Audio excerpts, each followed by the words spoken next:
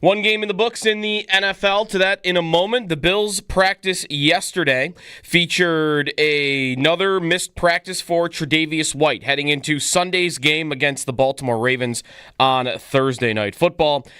Tre'Davious White, no practice with a groin injury.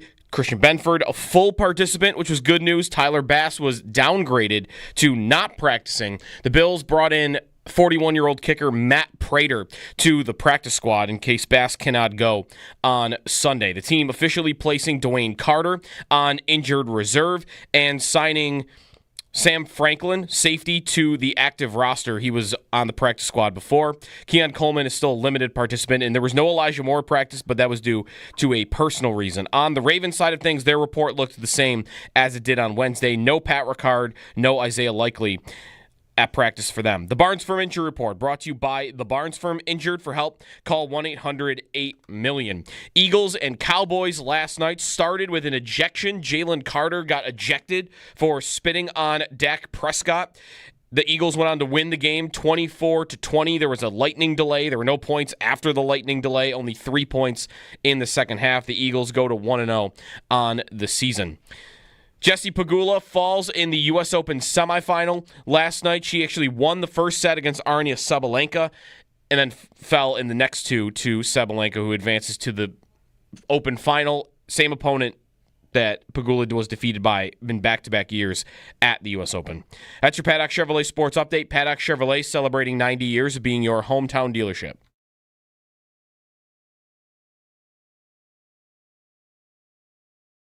It's all Bills all day. Buffalo Bills Football Friday, exclusively on WGR Sports Radio 550. Brought to you by Northwest Bank. For what's next, get started at northwest.com.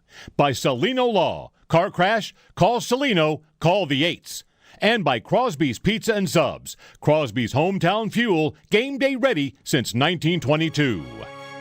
First game, there's something special about it. It's the emotion. It's in the entire stadium. Obviously, it's the last home opener here in this stadium, and I think fans are going to feel that and give us the juice that we need to try to perform the best we can. The expectations are always high. Everybody wants to win. We want to win as players. Coaches want to win as coaches. Ownership wants to win as ownership. We're a bunch of pros that want the best, and we want to win. Changing the narrative on Buffalo, that is honestly probably the number one thing for me. And that's probably, honestly, what drives me more than anything to win. It is not easy to come on TV year after year and predict the Bills to win the Super Bowl. But there is no place that I'd rather be than right here, right now. I can see it, the quarterback can see it, and in 157 days, you're going to see it, and I'll see you at the parade. Fakes the throw. Allen going to step up in the pocket. Now he's going to take it and run, and he's got the first down and more. 10, 5, and muscles his way into the end zone for an unbelievable 26-yard touchdown run. Hand off to Cook. Through a hole on the left side, squirts away and reaches for the end zone, and he is in. James Cook with a 5-yard touchdown run as the Cook is in the kitchen and fakes the handoff to Henry, looking into the end zone, has to pump, now tucks it, and he's going to go down for the sack. Greg Rousseau got him around the ankle, and they throw a quick hitter to Coleman, who catches it over the head of Woolen for a touchdown. Keon Coleman went up and pulled it off the roof. You're listening to Jeremy and Joe on the home of the Bills. WGR Sports Radio 550. Wow. This song is going to be titled... Let's go. Epic trailer music. Yeah, what's it titled? Hold on. Josh is gonna have a name. This is called At the Gates. It's called Battle of Hoback. Oh, all right. Yeah. I don't know. Kind of a random name for it, but... Hoback, huh? Kind of a letdown. Yeah, a little bit. I liked At the Gates. Yeah, it sounds cool, right? I bet there's a song out there called At the Gates that's just as hyped up. We should find it. Is this Two Steps from Hell? It is, and I think they have a song called At the Gates. All right. On their page. If they do. I think I used it a bunch last year. Oh, actually. wow. All right. Great. Hey, everybody. It's Football Friday. Brought to you by Celino Law. Car crash, call Celino. Call the 8s. And by Crosby's Pizza and Subs. Crosby's hometown fuel. Game day ready since 1922. Jeremy White, Sneaky Joe. We're here hanging out, ready to chop up Bills, Ravens, talk about last night's game, which featured a spitting ejection. Mm-hmm. Immediately. Yes. I am in favor of spitting ejections, like ejecting players that spit. Uh-huh. And it also featured other lame penalty calls for taunting. Oh, brutal. And unsportsmanlike. A lot of fights. Brutal. For a game. Yep. A lot of fights. That didn't really feature as many, penalties and whatnot, but you had some tussles in there. You also have Spitgate, which is a potential second spitter. Ooh, I didn't see that. You didn't see the video of Dak spitting at Jalen Carter before Jalen? There it is right there. Dak spitting in the direction of Jalen Carter before Carter did. And Dak is claiming, and I think he might have a leg to stand on, that he was not directing it at Jalen Carter, but he was just spitting. And Jalen Carter says he took it that way. All right. And that's what Dak was insulted by. Like, you think I spit at you? So he walks up to Carter, and then Carter very clearly spits at Dak Prescott, gets tossed. Their best defensive player. What a start to that game. The angle of the second spitter, the angle of Dak spitting, it's tough. He could easily be spitting at the ground. Yeah. But in the direction, whereas Jalen Carter goes right for the NFL logo on the chest. Oh, yeah, there is no disputing what his intentions were. Let's bring in Gene's territory here. Gene, where do you think where'd the loogie land, man? Because we all know if it's above the chest and the loogie makes a football move. There we go. Welcome to football season. All right, I enjoyed last night's game. Until the lightning delay. Yes, I'd like to thank the lightning delay because well, if it was going to be a second half with 3 points, I'm glad I went to bed. And when I saw Adam Schefter tweet out, the game is expected to resume at 11:30 p.m. Yeah. That was an easy one. I heard Tirico say that, and I'm like, I'm out. See ya. I'll watch the rest of the game tomorrow morning. I wonder if the NFL will learn from that and no longer tell you what time it's going to start again. Because that was a lot. The idea of seeing 11:30. When did it was a 50. I remember when I don't know when Schefter said it. When Tirico said it on the air, I looked at my phone. I was like, that's 57 minutes from good night, right? Like, I'm not waiting an hour. Absolutely good night. So future iterations of this, it'll be, we expect things back soon. Shortly. Yeah. Stay tuned. We don't know when we'll come back because if they had not said 11:30, I probably would have given it another 20 minutes. Right? 20 minutes, 30 minutes. I would have given it 20 minutes. 20. And then after 20, you might see 5 more, 10 more. Yeah. I just feel like they could have let us along. Not that it would be a good practice to do that, but if they want to avoid people leaving and going to bed because it's a 1 hour delay. Yep. 11:30. And then when I woke up this morning and checked the score, what did I think? Nothing happened. I thought they called the game. Yeah. I thought they decided, you know what? That was not worth it. That was my first thought. Could you imagine? What, did they try to come back and it kept raining and they decided, you know what? It's like baseball. It's the Eagles. It's the Cowboys. 24-20 in the third quarter. This game's over. Yeah. So, anyway, if you were an over better in that game, tough one. 24-20, cruising along. For how that game started, not a lot of offense at the end of it. Yeah. Right? Like, nobody. I mean, other than Jalen Hurts, the runner, got going, and CeeDee Lamb had a lot. He could have had more. Big drops on that final drive by CeeDee Lamb. I mean, one that would have set them up, like in the red zone, the one they're showing on ESPN right now. That's a tough one. Dak had some throws on that final drive, and Lamb dropped 2 of them, and there was another drop by, I think, Ferguson. Lamb goes 7 for 110, but no A.J. Brown in this game. Barkley didn't really do a ton. He got the ball a lot, but he wasn't really that good. The thing that happened in this game, Devonta Smith was kind of a ghost. It was Jalen Hurts. It was his show. Yeah. He scored 2 rushing touchdowns, which you may have predicted anyway because he always rushes for touchdowns. But not the normal ones. Yeah, they weren't the touchdowns. They were not 1-yard touchdowns. They were Josh Allen touchdowns. Yeah. Drop back, look around. Hey, I'm going to take off and run it in. Yeah. Yep. Good for him. He looked pretty good. And the Eagles, they raised their banner, and off we go. Tonight, Chiefs and Chargers. Are you ready to 14 to 16 hours from now, be annoyed at the Chargers for doing something stupid. Oh, yes. Get yourself ready. Not the champion I would like to have tonight in defeating the Chiefs Football and season, getting them off to the wrong start. Football season really begins when a Chiefs opponent fumbles into the end zone when they were about to go up 14, and instead the Chiefs get the ball and go down the other way and score. So, ready to see the Chiefs' dark magic come back tonight. The game is on YouTube. It is not YouTube TV. It is YouTube. Free for everyone. I would imagine you can see it on YouTube TV too. But it's free for everyone. So if you have an internet connection, which is not free usually, you can watch Chiefs and Chargers tonight. And of course, Bills and Ravens in the Sunday night game. So let's go. Hopefully you set your lineups. And again, if you didn't, set it tonight. Yeah, so last night you could have had a Javonte Williams night. He had 2 touchdowns. Yep. 50 yards, but nothing really. Hurts was good for that. Lamb was good for that. If you are in a guillotine league, go look and see who had A.J. Brown last night. That was what was stunning to me is the whole game. Yesterday I said this when we were doing our parlay, and I had this bet, was Kyrie Elam to record an interception last night. And I'm thinking, oh, they're just going to go after him all night long. And they didn't target him in the first half. Or they didn't in the first quarter and a half.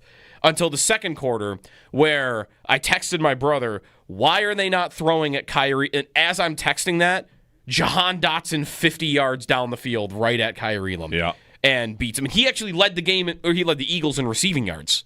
Dotson did. Who was a trade they got last year, was decent in Washington.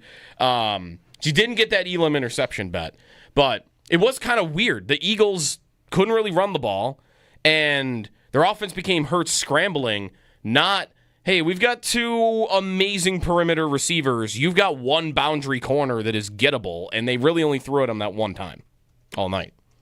So it was weird. It was a very weird game offensively. Brown didn't look good. Like, they were showing clips of him running routes, and, like, dude wasn't getting open against any of those Cowboys corners. And he's supposed to be like a top 5 receiver in the league, or has been a top 5 receiver in the league. You calling him shot? He might be hurt. Fraud watch? I don't know. He's big and he's had a lot of injuries, but aren't you due for a good, solid fraud watch? Yes, I am. Do you start a season with fraud watch, or do you wait halfway through a year to get to one? No, I don't even need halfway. Give me week 1. Okay. And I might be on to something. Who am I on to right now? You're not ready right now? No. Fraud watch. Joe, you're pretty good with it. Your record is pretty good, I think. Yeah, I mean, Shanahan went to a Super Bowl. Kyle Shanahan's the only one I really push back a lot on fraud watch, but yeah, the Titans. That's just a general. The Vrabel Titans. The Vrabel Titans. 1 seeds and competitors fraud watch. The Dolphins, but everybody kind of had the Dolphins for that for a time. Who is going to be that team for me this year, or guy? It's usually a coach. It's usually it's a coach that won 15 years ago that is still in the league doing it. It was McCarthy for a while. Yeah. Is Tomlin? McCarthy, again, like Collinsworth last night, talking about how good Mike McCarthy used to be. Like, what are you talking about? Like, the Cowboys were not any different with McCarthy than they were with Jason Garrett, although Jason Garrett works for them, so he wouldn't say anything bad about him either. So, yeah, I've got to find a good one going into this year. I mean, the Chargers are always a candidate, right? Chargers and Chiefs tonight. Yeah, Harbaugh. You might be on that for Jim Harbaugh, even though he wins everywhere he goes. Yeah, except, the only thing he actually really won, he had to cheat for. I mean, that's Belichick. Fraud watch? Yeah, that guy's a fraud. Well, good morning, everybody. Happy Football Friday. You can join us anywhere you do. Give us a call, 803-0550. It is, of course, the last home opener. The last home opener in the current Highmark Stadium. And while we'll spend time on this game, and we'll talk to Sal at 7, this is scheduled today. Sal comes in at 7. Andy Major joins us at 8 to talk to us about some things about getting to the stadium and parking and new policies and what you can bring in and what you can't. Chris Brown at 8:30, and then at 9:30, we're going to get some food brought in, new options you can eat at the stadium. It's the final home opener. And like looking back, I feel like we want to spend some time remembering your first home opener. What's your favorite home opener? 31-0 against the Patriots is going to be hard to beat. Yeah, it's really, really hard to beat. I don't know if that's my first one. I have to check the Bills' schedule each and every year. I've got my first one as a fan, my first one in the press box. What's your first home opener? Because this will be your last in this stadium at least, and then we'll all go to the next stadium and hope to get there. Do you remember what your first home opener was? I'm trying to rack my brain what the first one would have been that I went to. There's another, I'm not at the 2011 Patriots game because that's not their home opener anyway, right? Is that week 2, week 3 when they beat New England? 31-0 or no? The Fitz game. The Fitz one. Fitz game is not a home. That's opener. not a home opener. No.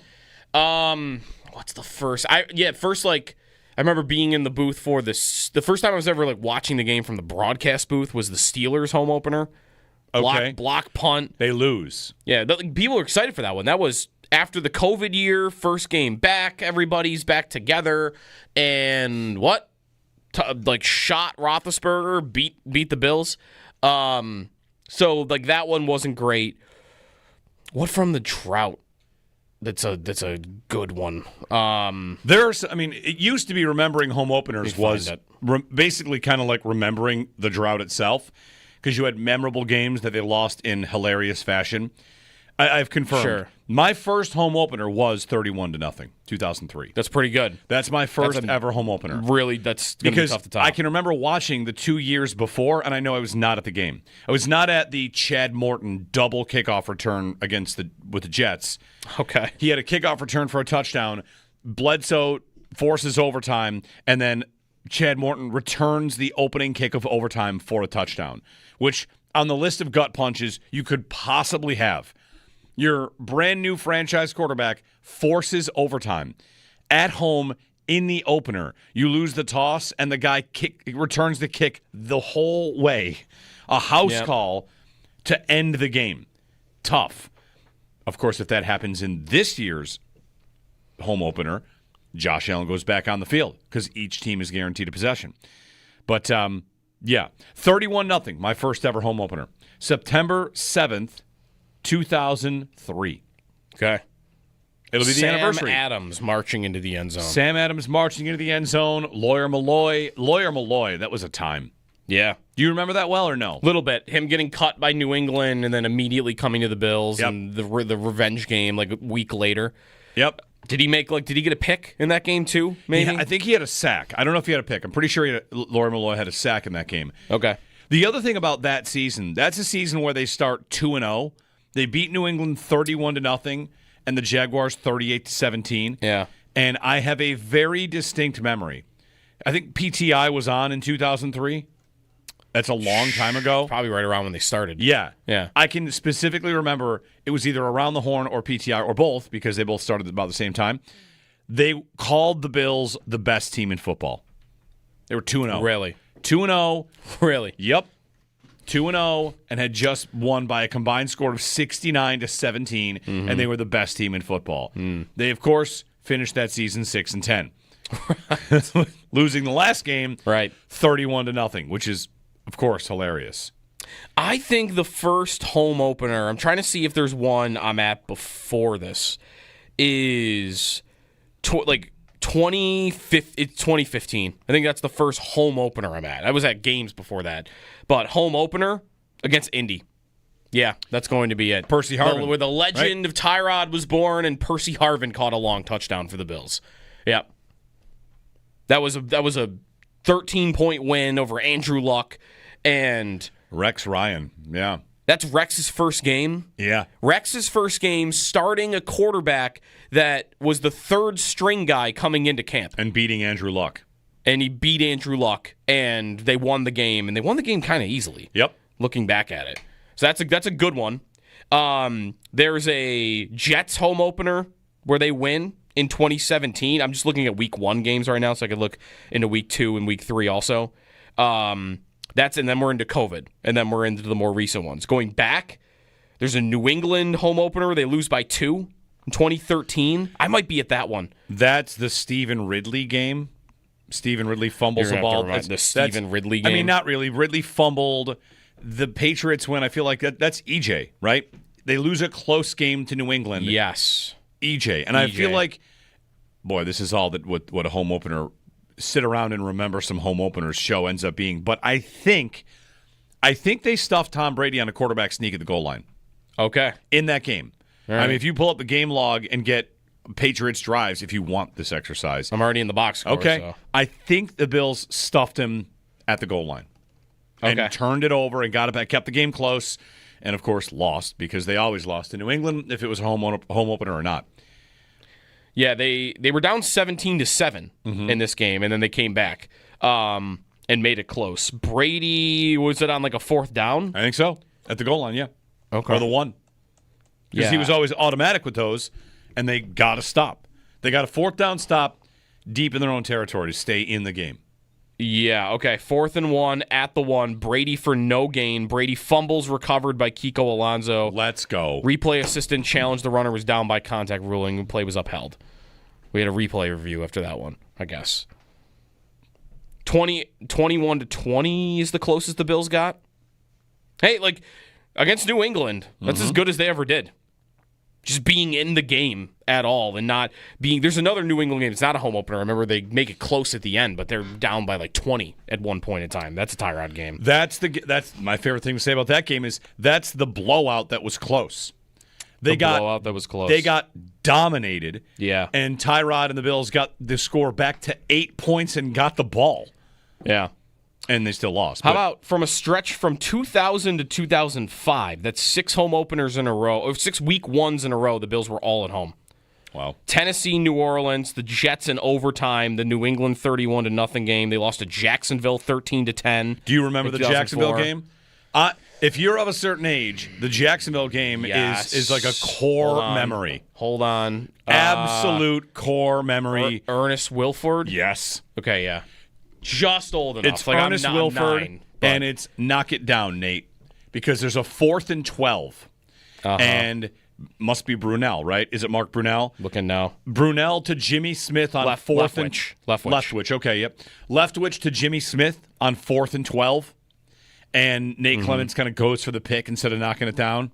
Oh. It's reminiscent of what Justin Jefferson did in that game against the Vikings a couple years ago. Yeah. And not that like Benford and them went for the pick, but it was a prayer, balls in the air, it's covered, and you're thinking, this game's over. And the Jags came down with it, went down and scored with Ernest Wilford. Core memory. Yep. They beat Houston 22-7 in a home opener. J.P. Lossman's debut, a touchdown pass to Jason Peters. That's okay. That's right away. That's an early game. And if I really want to go deep in my brain, Lossman almost throws a pick 6 in that game to a linebacker from the Texans. Okay. And I am not going to remember who that was. It's not going to be Brian Cushing's too, it was not Brian too Cushing. early for that, I think. 2 years later, 2007, they lost in week 1 at home to Denver 15-14. Kevin Everett game. Jason Elam running on the field with the clock ticking, no timeout, bang, through the uprights. Shocker. Yep. Here's one I have no memory of. They opened a season at home against Seattle in 2008. Yes. Fake field goal. Ryan Denny touchdown. Sure, I could see that play. I don't know if Ryan Denny... Opening the season against Seattle. He catches it. Is it a pass to Ryan Denny? It's Mormon to Denny. Yep. Yeah. Touchdown. And then he walks going right to left on the near sideline. They lost to Miami 15-10 in 2010. Trent Edwards throws it away on 4th down. Oh, yes. He was cut, wasn't he? That was it, right? I think he started that year and got cut like the next week. Listen, I think they cut him right after that. We're doing the thing where we're having fun remembering the bad stuff. Yeah, we are. And I didn't. This is what spurred me saying, was the drought more fun? And it wasn't. No, it wasn't. But it's fun. It's fun to reminisce about the drought. It is fun. Yes, I can remember for each ridiculous. of these what seat I was in, and for the Trent one I was sitting down low, and I remember they're down 15-10 to the Dolphins, and this guy cannot throw the ball past the sticks, and I'm pretty sure he threw it away on 4th down. Like what do we do? The Bills took an intentional safety in that game, or Miami did. That's why it's 15-10. Okay. Later, maybe even after that play, Miami takes an intentional safety, knowing that they can't move the ball. This is 20. What year is that? 2000 what? 2010. 2010. And yes, so looking at Edwards' Wikipedia, he started that game, got benched, backed up for 1 week, and then they cut him. Yeah. So they were very quick to to get rid of him there. And then other home openers that were in road years, if you want that. So 2018 is the Chargers. That's Allen's debut. Yep. Well, his first start. His first start. After they got destroyed by I feel like the Ravens. This is a dumb... Did Scott Chandler cross over with Allen at all? No. Okay.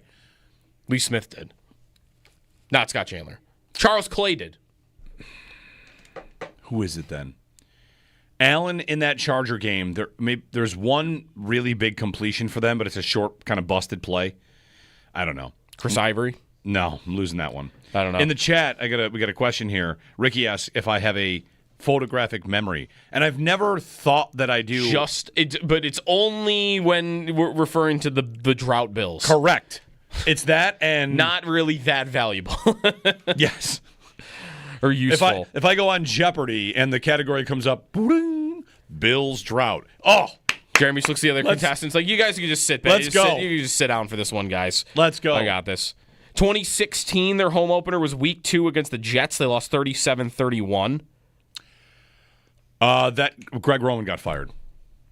Thursday Night Football. Yep. Greg Salas caught a long touchdown for the Bills. That I remember. I sat in my seats up in the 300 level. Here's my photographic memory. And I tweeted out a picture where I blacked out the entire middle of the field and said, "This is what Tyrod Taylor sees," because he would not throw to the middle of the field. Let me give you a tough one here. That tweet is definitely still up, and Greg Roman got fired the next day.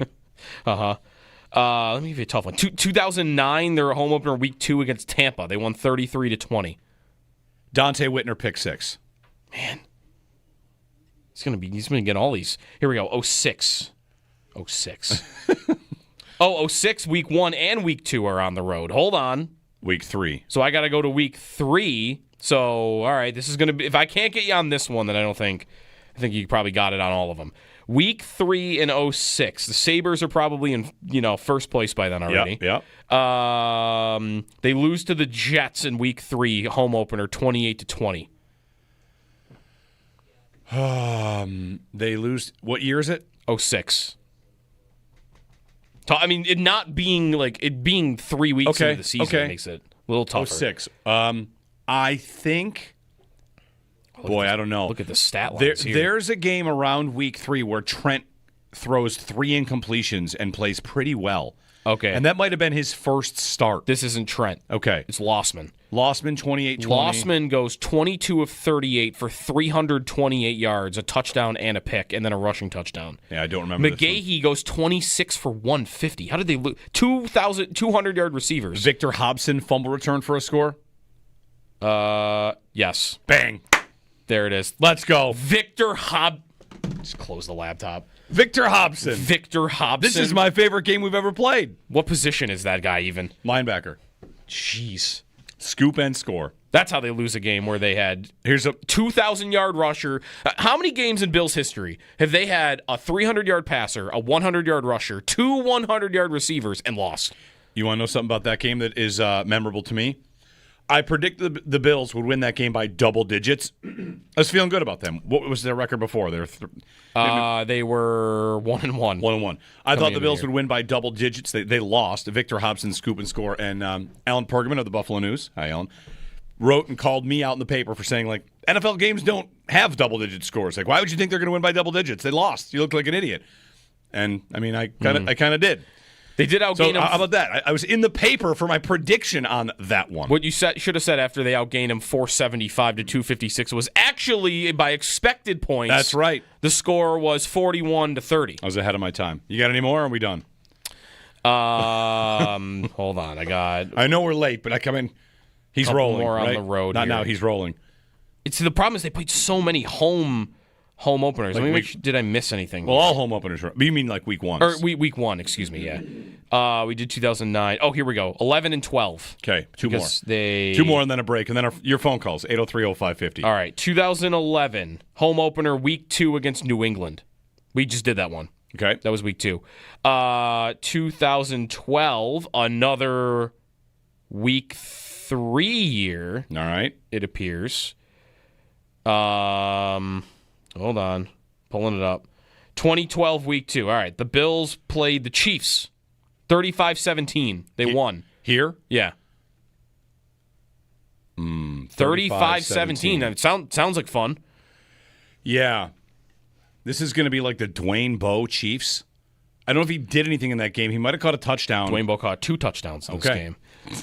After they were down 35-3. I was about to say garbage time Dwayne Bowe. Garbage time Dwayne Bowe. The scoring went Spiller 17-yard touchdown, Spiller 5-yard touchdown, Chandler 10-yard touchdown, field goal by the Chiefs, Stevie Johnson 49-yard touchdown, punt return touchdown, McKelvin 88 yards, 35-3. So that's Fitz. Fun day. There are a couple of games like that against the Chiefs. Isn't there where they just destroyed them? They in won. those They years? won in a season opener in Kansas City. 41-7. Right. All right. Home opener Sunday. Now that I've stretched my legs here and kind of feel good about it. I think that's all the home openers going back to 2000. All right. We just went through there. Sweet. I guess we can't have people. What was the best one? Call and remember 31-0 was still the best one. Yeah, I was in the press box for that one, but it was amazing. My first attended home opener, but not my first in the stands. My first in the stands would have been one of the other ones. I'll have to find which one it was. 803-0550. It's a season to remember Highmark Stadium, of course. I don't remember lots of things, but apparently I remember home opener scoop and scores and every detail by Victor Hobson. Victor Hobson. All right, 803-0550. Sean, we'll get to your call on the other side. It's a football Friday. And hopefully you enjoyed that trip down memory lane. Football Friday brought to you by Salino Law. Car crash, call Salino, call the 8s. And by Crosby's Pizza and Subs, Crosby's Hometown Fuel, game day ready since 1922.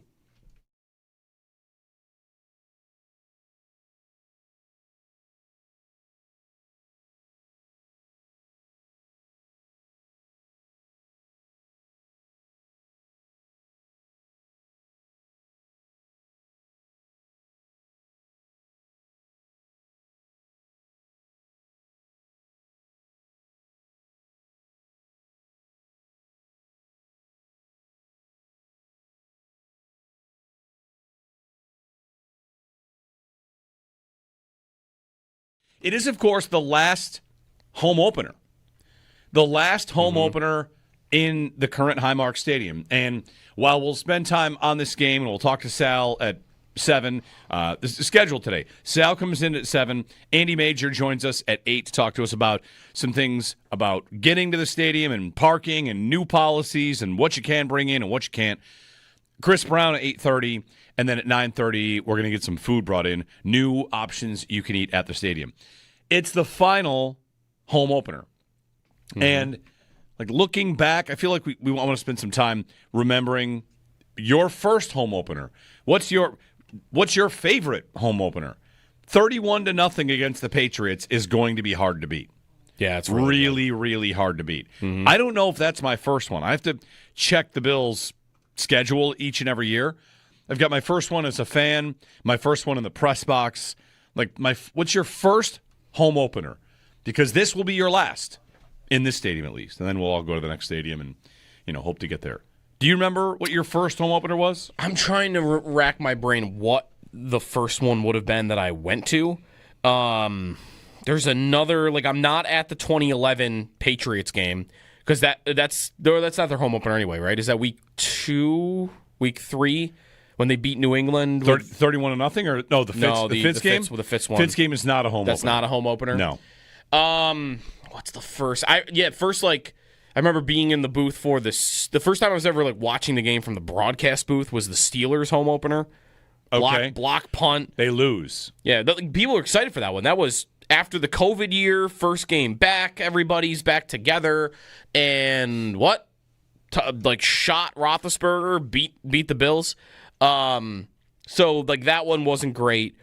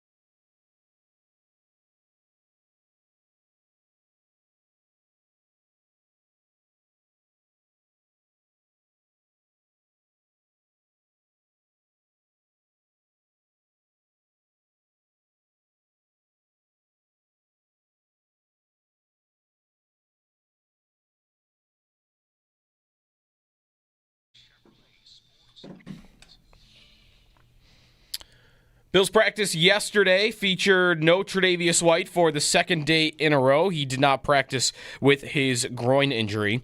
Tyler Bass also not practicing. The Bills have brought in veteran kicker Matt Prater on the practice squad in case Bass can't go on Sunday. Christian Benford was a full participant, so good news there. No Elijah Moore. He was out for a personal reason. Keon Coleman was limited with a groin injury. On the Ravens side, Isaiah Likely, Pat Ricard still not practicing for Baltimore. Likely's not expected to play.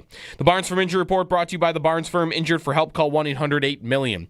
The Eagles win over the Cowboys in the season opener, 24-20. Eagles star defensive tackle Jalen Carter got ejected from the game before the first defensive snap for spitting at Cowboys quarterback Dak Prescott.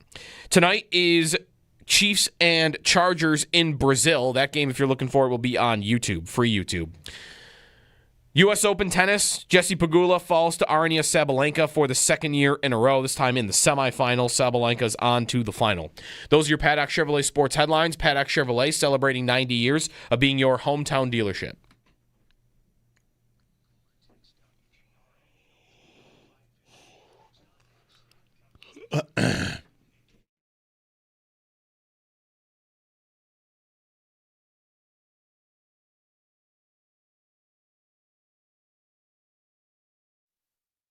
Javonte Williams, the running back, first and goal, Cowboys.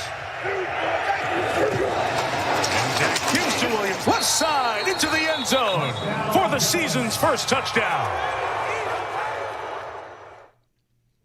Mike Tirico on the call last night. Sunday Night Football. Eagles win. They are 1-0. Cowboys start 0-1. They didn't look bad, Dallas. No, they, I thought Dak looked pretty good. I thought They did. This is why I wanted the Barkley under yesterday. They looked like a team that was just relentlessly we're just going to stop Saquon Barkley tonight. Yeah. And they did not stop Jalen Hurts from running the ball. And no. The other thing is, CeeDee Lamb, you mentioned he had a couple of drops, but whatever. It's one game. If you're looking for what an offense looks like and you drafted CeeDee Lamb places, you should feel great. Yeah, he's going to get the ball a ton. He's going to get 150 targets, CeeDee Lamb. Easily. And Pickens is going to lead the league in pass interferences drawn down the field. Pickens and also a personal foul. That might be true. He got a personal foul. George Pickens is going to lead the league in how many yards he created that don't go in his stats. Like if you're a receiver that draws a 30-yard penalty, you don't get 30 yards on your stats, but you made it happen. And I bet George Pickens leads the league in interference drawn because they're going to chuck it to him, and he's pretty good at drawing it. So anyway, Cowboys lose. 0-1 for them. We'll get some calls in 803-0550, remembering home openers, talking Bills-Ravens, whatever kind of energy you got today. It's a football Friday. The weekend is here, and the elite season is upon us. Sunday Night Football at Highmark Stadium, the last home opener in the current stadium. We forgot the home opener that is actually my first home opener, by the way. Okay. The first home opener I was ever at was the Carolina home opener for EJ. At the end. EJ to Stevie. I didn't remember that being a home opener. Like, I was there. I was in the upper deck. I remember where I was when I remember. I don't remember what we would have said, but like me and my brother were like shook each other like when the Panther guy fell down. Like you could see it. Like, oh, he's wide open. Yeah. Like this is going to be a touchdown. I just didn't remember that was a home opener game.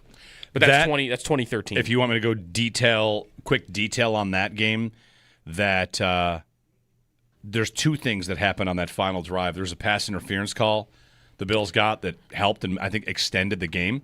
Yeah. And also there was a dump off to Fred that he dropped that was good that he dropped it because the clock stopped. Oh, That's what I remember. And also Carolina kicked the field goal of death. That was the introduction for some of us to the field goal of death. They were up 1, and they had a 4th and 1, and did not sneak it with Cam Newton, instead kicked it. And that's the field goal of death. The Bills go down the field and they win. They beat Ron Rivera and the Panthers. Is that McDermott? No. Oh, wait, is he on that team? Yeah, sorry, like is he Carolina? Is he on Carolina? Yeah, very possibly. Sean in Long Island. Sean, happy Football Friday. Good morning. Happy Football Friday, guys. Good morning. So just want to do an exercise in a time machine in a way. If we were to take we're going to go back to the drought era, but if we were to take a team from 2014 and you guys have the choice of going into this year with our current defense, or you get to pivot to the 2014 Buffalo Bills defense, and they are our defense going into this year. How would you feel about it? Would you feel more confident about getting a ring? And if they had been our defense for the past couple of seasons or the past 3 or 4 years, would we have a ring already? 2014. That's Jim Schwartz, right? That's the Jim Schwartz year where their defensive line has got 2 first-team All-Pros on it, and it's they're just wrecking people. I might even want to say, Sean, if do you have to bring the whole defense? If you brought the front 4, for the last however many years, you'd have the Super Bowl. Like Gilmore is back there, safeties Aaron Williams and Denoris Searcy, among others. It's interesting to think about because when I think of McDermott defenses, I do think of them as built from the secondary in, or their strengths are always from the secondary in. That's probably just a Tre'Davious White, Micah Hyde, Jordan Poyer kind of point. They're supposed to be built that way. And I think of McDermott as a really elite secondary kind of coach. They can get stuff there. And that has been a little bit of their downfall, maybe a lot of their downfall the last couple of years. If you just subbed in the 2013-14 era front 4, I think you'd get exactly what you were looking for. Then again, taking Stephon Gilmore might not be a bad idea either. Gilmore, Corey Graham, McKelvin. Nigel Bradham. Yeah, I mean, I don't... There's nothing other than... Behind the line, Gilmore is the only really impressive thing there. Aaron Williams was pretty good. He was fine. He was pretty. He would probably prime Aaron Williams would start on this team. Yeah, I think that's right. I think he was good. His career got cut short, unfortunately, and cheap shot from Jarvis Landry, and then another injury against New England. But it's that line. It's Darius and Williams are first-team All-Pros. Kyle Williams is a Pro Bowler. The only guy that didn't have any accolades that year on that line was Jerry Hughes, and he had 10 sacks. Yeah, right. So that team was awesome. Yeah. Thanks, Sean. Up front. Thanks for the call. We've had. I mean, really, it's more than anything. It's Mario, right? Mario. Of those 4, if we continue to narrow it down here, sure, Darius at his best. I don't know if he would be mature enough for this coaching staff. He probably would not be. Or they might find a way to reach him in a way that other coaches were not qualified to. Maybe. You never know. He was a force, and he is a type of defensive tackle they have not really had since then. But what's the thing they've been chasing that they haven't been able to find? It's Mario Williams. It's Mario, yeah. Sometimes we have the fun exercise, take any player off the drought Bills, and who would you add? Play it with Bean. If Brandon Bean is asked the question, he probably doesn't know the drought Bills as well as we do. He would have had an actual life, unlike us, just watching that football team for so long. Well, he was working for the Panthers. He's in the league. They probably knew who was on the Bills. That's right. So if he asked him, anybody off the drought Bills, who do you want? Does he say Mario? Think you got to say Mario. Prime Mario? Mario was amazing. Prime Mario for 3 years. The first 3 years with the Bills was 2 All-Pro nods, 10.5, 13, 14.5 is the sack totals. I mean, I'm sure all the other stuff looked great too. Yeah. That's the guy. That peak Mario. I mean, if you want to throw Schobel in there, but it's the pass rusher. And that's what they're hoping Bosa becomes. Yeah. Mike in Toronto. Hey, Mike, good morning. Hey, good morning, guys. Morning. Hey, I wanted to see if Jeremy remembers the first play from scrimmage in 2006 at New England. Yes. London, Fletcher, Aaron Schobel. Forced fumble by Schobel, scooped up by Fletcher into the end zone. Yeah, exactly. What a way to start a season. It was. Very first play, they blow up Tom Brady, and it's awesome. And then they famously go on to lose that game. Is that the McGahee didn't know that it was 4th down game? Exactly. Okay. Critical 4th down, and McGahee falls short, and he admits after he thought it was 3rd down. Yeah, so that's right. That was just the best possible way to start a season, and I just thought of it now. So. Thanks, Mike. First play, Brady back to pass, hit, fumbled, touchdown. All right. How are we going to lose this one? Yeah, there's openers. Monday Night Football in New England, the McKelvin game. Oh, my goodness. Still don't want to talk about it. No, I don't need to right now.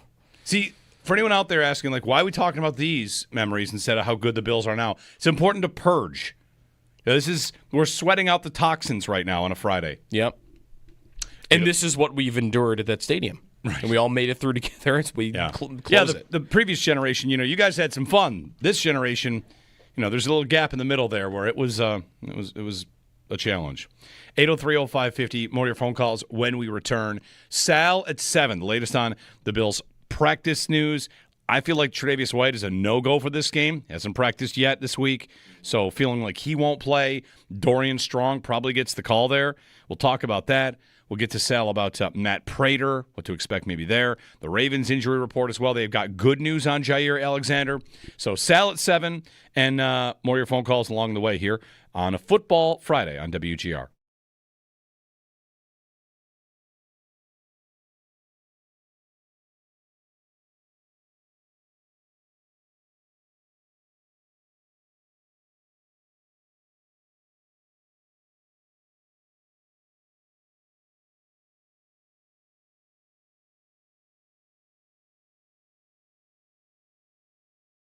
It is, of course, the last home opener.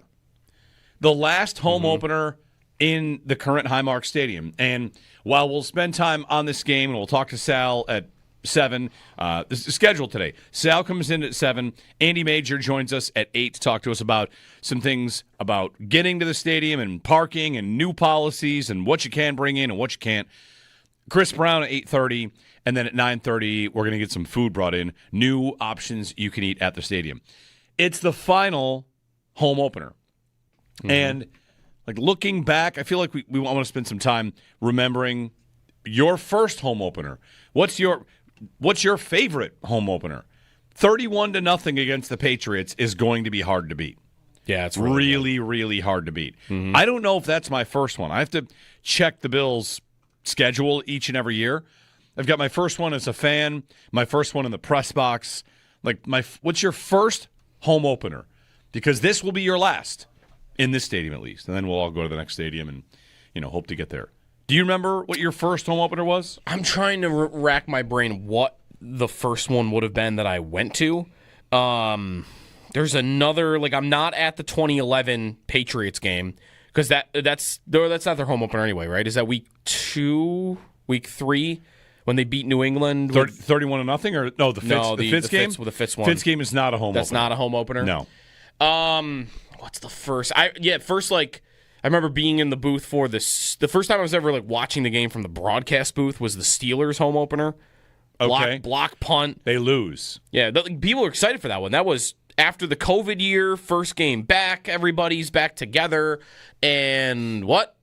Shot Roethlisberger, beat the Bills. So that one wasn't great.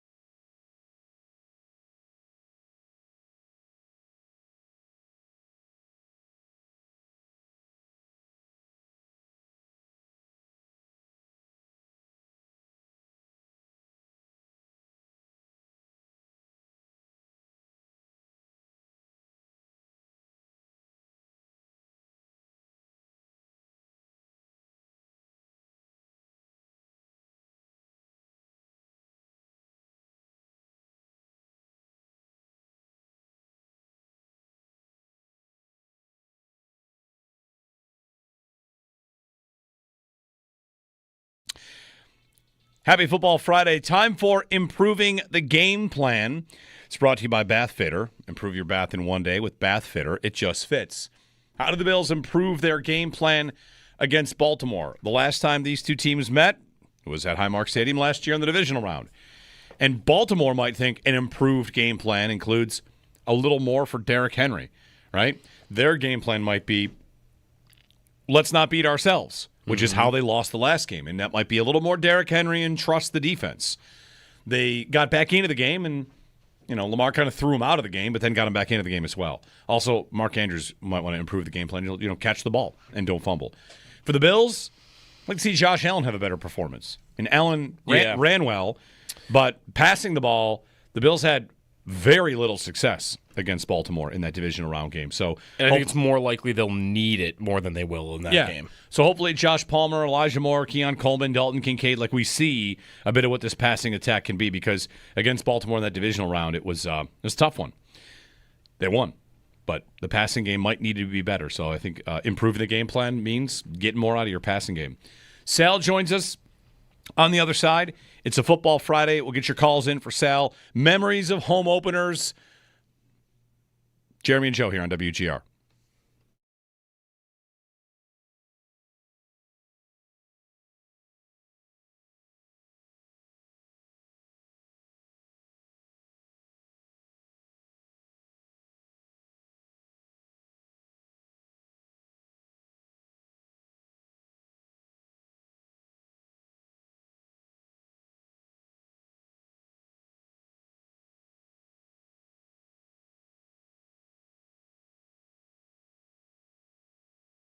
Jeremy White here.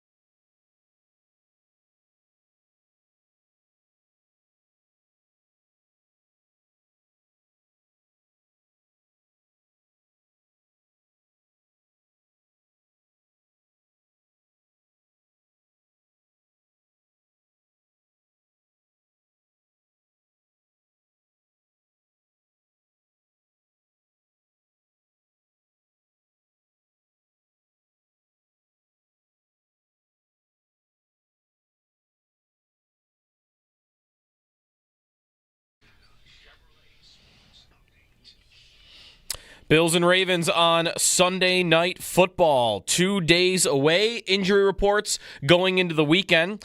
The Bills do not have Tre'Davious White for the second day in a row at practice on Thursday. So that's looking unlikely at this point for Sunday, but we'll see if Sean McDermott rules him out. He'll be on with Sal Capaccio later on the Extra Point Show. Likely in the 11 o'clock hour, we'll talk with Sal coming up next. Christian Benford was a full participant at practice. He's also dealing with a groin injury, but upgraded to full. Tyler Bass downgraded to not practicing. And the Bills did bring in Matt Prater, veteran kicker, 41 years old, to the practice squad in case Bass can't kick on Sunday. Keon Coleman was limited with a groin injury as well. Elijah Moore was absent for a personal reason. The Ravens, meanwhile, the same report as they did Wednesday. No Isaiah Likely, that's expected. He's not going to play Sunday. No Pat Ricard, fullback at practice either, and Jair Alexander was still limited.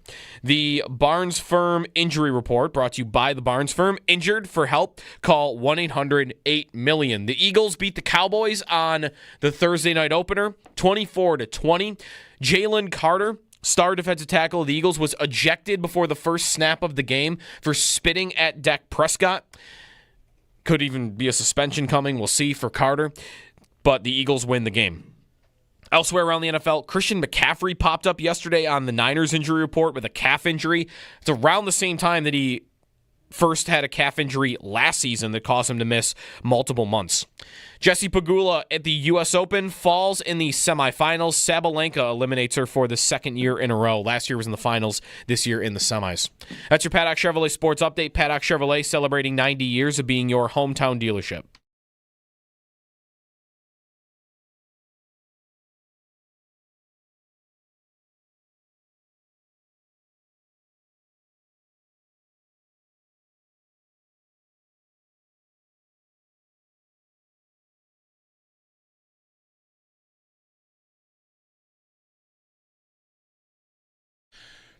It is a football Friday.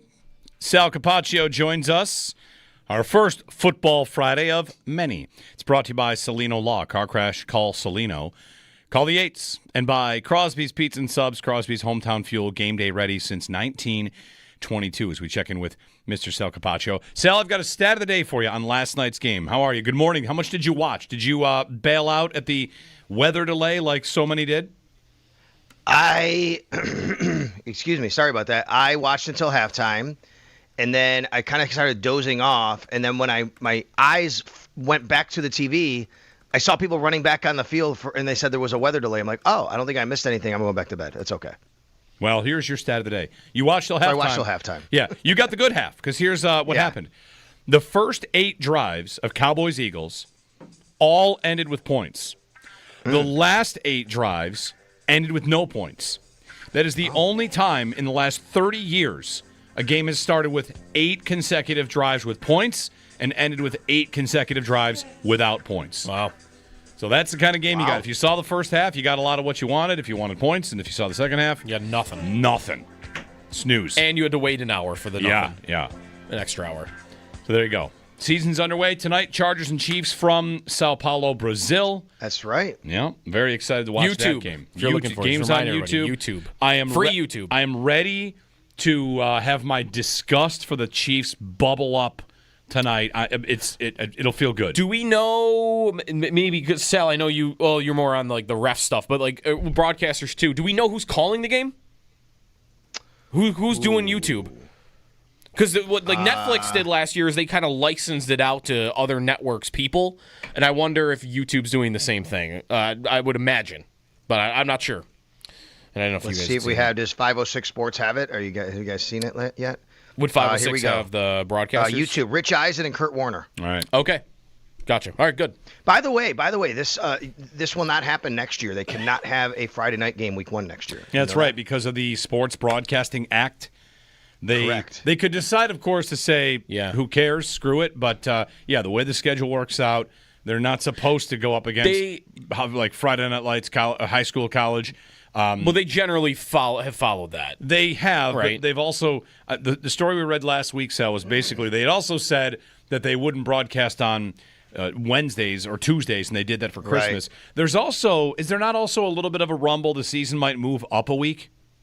And if they want their 18th game, want their 18th game, they move the season up a week. All of a sudden, they're allowed to go back in for a Thursday, Friday opener, and even Saturday. That's correct, but I mean that would be pretty ambitious to do that next year. That's right. I mean, I think, but you're right. Yes, True. I think eventually you could see something like that with Labor Day being the start once again. All right. Well, Sal, it's Sunday Night Football on the way. We'll watch the Chiefs and Chargers tonight, and the AFC race begins, of course. The Bills and the Ravens renewing this rivalry, I suppose. Like, whatever. There's respect between these franchises, I think, and also a rivalry. Well, the Bills have knocked out the Ravens in the playoffs half as many times as the Chiefs have knocked out the Bills. Like, one more, and you're getting close. So I don't know that there's really bad blood, but there's plenty on the line to talk about between these two teams in Week 1 and the matchup itself. Let's get the injury report, though, out of the way first and figure where things are going into this Friday. The injury report, Barnes Firm Injury Report, brought to you by the Barnes Firm. Injured for help, call 1-800-8-million. So where do the Bills sit with injuries going into today's practice? Well, a lot kind of happened yesterday, and even some changes from Wednesday, to be honest with you. You guys mentioned it there in the update. Tyler Bass went from being limited on Wednesday to not practicing at all, and the Bills added a kicker, Matt Prater, to the practice squad. Pretty concerning for me. I mean, when that happens, you're like, wait a minute, he didn't practice, and they added a kicker. He had this pelvic injury that kept him out most of training camp, and now he's listed as left hip/groin. Now, I don't know if that's a new injury or if it's the same injury and it's just being termed differently. I'll ask that to Sean McDermott today when he joins me on the Extra Point Show, but maybe he gives us more clarity on Tyler's status anyway for Sunday, and we'll find out. That being said, another concerning one was Elijah Moore not practicing, but we find out afterwards it was for personal reasons, so hopefully there's nothing there to worry about. The good news was Christian Benford went from limited to full, so he's good to go. Obviously. And then, obviously, Tre'Davious White, 2 days in a row, not practicing. That's the one where, now that you're Wednesday, Thursday, no practice, you're probably trending towards not being able to play on Sunday. But again, McDermott will give us the first injury report and possible game designations when he joins the Extra Point Show today. Sometimes he declares guys out. Sometimes he says we'll wait and see. Right. Dorian Strong's name comes up a bit this week now because of potential injuries at the position. And Bobby Babich had a lot to say about him yesterday. He said that he has the jump he has made in the last 2 weeks has been unbelievable. I think that's the word he used, but it was pretty notable to hear him talk like that and talk about Dorian Strong coming in. Listen, the 6th-round rookie. We all remember Christian Benford was a 6th-round rookie. Wound up starting that year. And I gotta go back and think, like, did he maybe was he on the field the whole time or not? But remember, he beat out Kyer Elam for that spot. And now you have another 6th-round rookie. Could they find somebody like this, like what Christian Benford became and Dorian Strong? That'd be amazing, wouldn't it? I mean, Tre'Davious White's been the starter all of camp until he got hurt on, August 21st, I think the date was, right before they went to Tampa. If Dorian Strong can become a legitimate starter, I mean, then when Tre'Davious White comes back even, you wonder what happens. But in the meantime, if Dorian Strong has to play Sunday night, it's going to be really interesting because you have a rookie, Sunday Night Football, in this situation going against Lamar Jackson and the Baltimore Ravens. I think they would test him quite a bit if that's the case, and we'll see if he's up to the challenge. Sal, given the injuries in the secondary and the unique challenge that Baltimore provides, I wonder, people always ask this question, like, is Taron Johnson coming off the field and linebackers and blah, blah, blah. The thing I think about with Baltimore that challenges them is Taron Johnson has even said it. They invite teams to run the ball, right? They want teams to run the ball. And yet, in this matchup, they might want the pass, maybe, right? Because it's about keeping Lamar in the pocket and not wanting to get beat by Derrick Henry. And I wonder how they will really make that work this time around. And what your thought was how they did from a scheme standpoint when they played him in the playoffs last January. The thing that really jumped out to me when they played him in the playoffs was if you go back and watch that game, from the very first snap of the game, it was evident the Bills said, you are not going to run Derrick Henry against us tonight. That's not how you're going to win this game. And they just, every single snap, went right after Derrick Henry, closed down gaps, made him go laterally. It was, we are going to reduce down and squeeze down everything from the tackle to tackle. He's going to have to move his feet to right or left. He's going to have to go laterally, and we're going to tackle him. And they did a really good job of that. as the game went on, give the Ravens credit, they started to wear on the Bills a little bit. And in the third quarter, it really came alive. The third quarter, the Ravens just kind of started really moving the ball down the field on the Bills. And that kind of carried a little bit in the fourth quarter. The Bills had the fumble, obviously, by Mark Andrews, which really mitigated a lot of that. But the Bills really made sure in that scenario that they couldn't run it. And what I found interesting was the Ravens did not run. I think we talked about this the other day, Joe. You had the stat. Mm-hmm. The Ravens did not run Lamar a lot at all. Like, he didn't pull it out of the belly of Derrick Henry and take off. And I wonder if game one, Lamar a little fresh, right? You're not 18 games into a season, and does that, or is it the other way where you say, hey, we have a long season, we're not going to do that.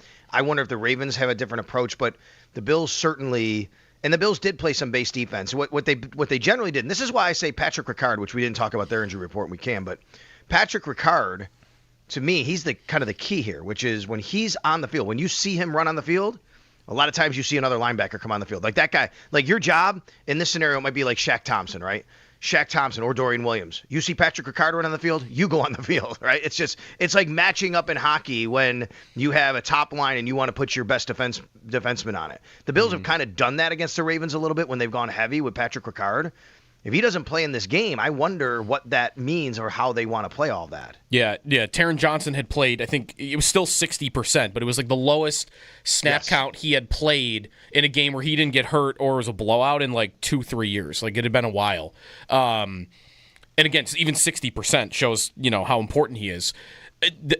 I've heard you say that a couple times this week, Sal, with the Shaq Thompson, Dorian Williams thing. It's not really like a listed starting job, but if they go base, is, isn't it? Don't the Bills have 3 starting linebackers listed? I'm not sure, dude. Maybe they do. On their depth chart, they do, actually. Okay. If they do run base in this game, do you think it could be Thompson? Because Williams was good in spots last year. Like, he's not a perfect player, and he was the guy in that package in the playoff game. But do you think that it could be Thompson? Yeah, so on the depth chart, Joe, they have 12 players listed on defense. Mm-hmm. They have 3 linebackers and also Taron Johnson. And at linebacker, they have Matt Milano, Terrell Bernard, and Dorian Williams all listed as starters. Shaq Thompson is listed as the backup to Matt Milano. Joe Andreessen listed as the backup to Terrell Bernard. I think we all kind of know that Dorian Williams is generally the backup to Matt Milano, but do the Bills have something different for him planned this year? It's very possible. The Bills have used Dorian Williams in a number of ways. Not only as an extra linebacker sometimes, Dorian Williams is a spy sometimes. He came in, there was a game in Kansas City, the Bills won in the regular season a couple years ago. He was the spy at the end of the game on Patrick Mahomes. Mm-hmm. Like, he's got speed. He can move around. Like, this is somebody, they really like a lot of the attributes Dorian Williams brings. Well, now you have a guy in Shaq Thompson, and you say, okay, what is his strength? What is Dorian Williams' strength? Where can we put him? So to answer your question, I wouldn't doubt if it's Shaq Thompson if they did that. I also wouldn't be surprised if it's Dorian Williams. I think if the Bills go base, you could look at either guy right there. I'm very interested to see how all that takes shape. And the other part of it is maybe it's just Ravens specific, right? Maybe this week it's you go base against them, it's one guy. You go base against another team down the road, it's a different guy because of what they pose. So I do think it could be Shaq Thompson. But on the depth chart, the Bills do list 3 linebackers as starters, and Dorian Williams is listed as the third starter next to Milano and Bernard. Do you remember how the Bills treated Lamar in this way? Talking about spies and whatnot. I mean, man, you might have been, if you're a Cowboys fan, you might have been yelling at the TV last night, like, where's the spy on Jalen Hurts? Because he just kept taking off. And I thought about that for Sunday. And thinking back, I don't know, didn't Milano do a lot of that against Jackson in the playoff game? He did. In fact, if you remember at the very, very end of the game, Milano wasn't on the field. He tweaked his hamstring. And everybody's wondering, why did Matt Milano not play? And he was standing on the sidelines, and we find out as the team went into the Kansas City game that he was dealing with a bit of a hamstring issue because at the end of the game, there was a play there where you can clearly see he is spying. Like, he's just standing right there, mirroring him. And then there goes Lamar, and Matt Milano flies to him. And at the very end, you could see him kind of go up in the air. You never saw him get hurt, actually, but he just didn't play the rest of the game. But remember, too, like, he did the same thing against Bo Nix. Remember, he chased down Bo Nix on a third down play and sacked him. I was like, oh, my God, Matt Milano is back. So no doubt, Matt Milano can definitely be used as a spy. And, yes, they did do that last year against the Baltimore Ravens with Milano. So I just think there's a lot of different ways that you could try to go about it, but at the same time, it just puts you in a conundrum, right? What do you want to do? You want to take Taron Johnson off? Want to use Matt Milano as a spy? You're also hurting yourself with ways that, these guys are very good at what they do. And if you have to have them just focus on this other thing or take them off the field in Terrence's case, it's a tough deal. And you have to make a lot of tough decisions if you're Bobby Babich. Bills and Ravens, Sunday Night Football at 8:20 for the season opener. Sell the Bills offense, of course, right? Like getting back to work and trying to find the same formula they had. A couple of new faces, but nothing too crazy. Maybe the biggest change we're going to see is how much Jackson Hawes is going to be used instead of Alec Anderson, or how they kind of juggle that, because the Bills, of course, like their heavy sets and their extra offensive linemen. Did they draft Hawes to give them more flexibility when they're in that set? Yes, 100%. Jackson Hawes, to me, is going to be the new Alec Anderson, and this is not anything new. We've talked about it since he was drafted. What does that mean? Well, instead of the Bills having a guy go in and say, I'm eligible, and the referee says, number 70 is reporting eligible, and everybody knows that they have an extra lineman in, and he's a very good blocker, and he can block. Now the Bills don't have to have a guy go report because he's wearing an eligible number. He can still do the exact same thing because he's, as Joe Brady said yesterday, by the way, the best blocking tight end they've ever evaluated. Think about that for a second. Yeah. He gets on the field, and now you can throw him a pass. And he has an 80s number. And not only is he eligible, like Alec Anderson would be, it's actually what he does. Like, he's a tight end, right? He's caught passes his whole life. And I do think that's the case. So what the Bills have always tried to do under Joe Brady, even Ken Dorsey, like just this philosophy they have as an organization, and I think Joe Brady has really leaned into it as much as he can, the Bills have tried to just dictate what you have to do on defense, right? Which is, okay, if we do this, you have to counter this way, and that's what we want, right? Like you talking about, Joe, how Taron Johnson says we invite teams to run. The Bills want to do that on offense. They want to say, hey, look, when we put this guy in the field, we know you have to put another linebacker, and that's what we want, so we're going to do that. When we don't have this guy in the field, we know you're going to have to put another DB, and that's what we want. I do think that, and I'm wondering if we even see like 3 tight end sets with Dalton Kincaid, Dawson Knox, and Jackson Hawes.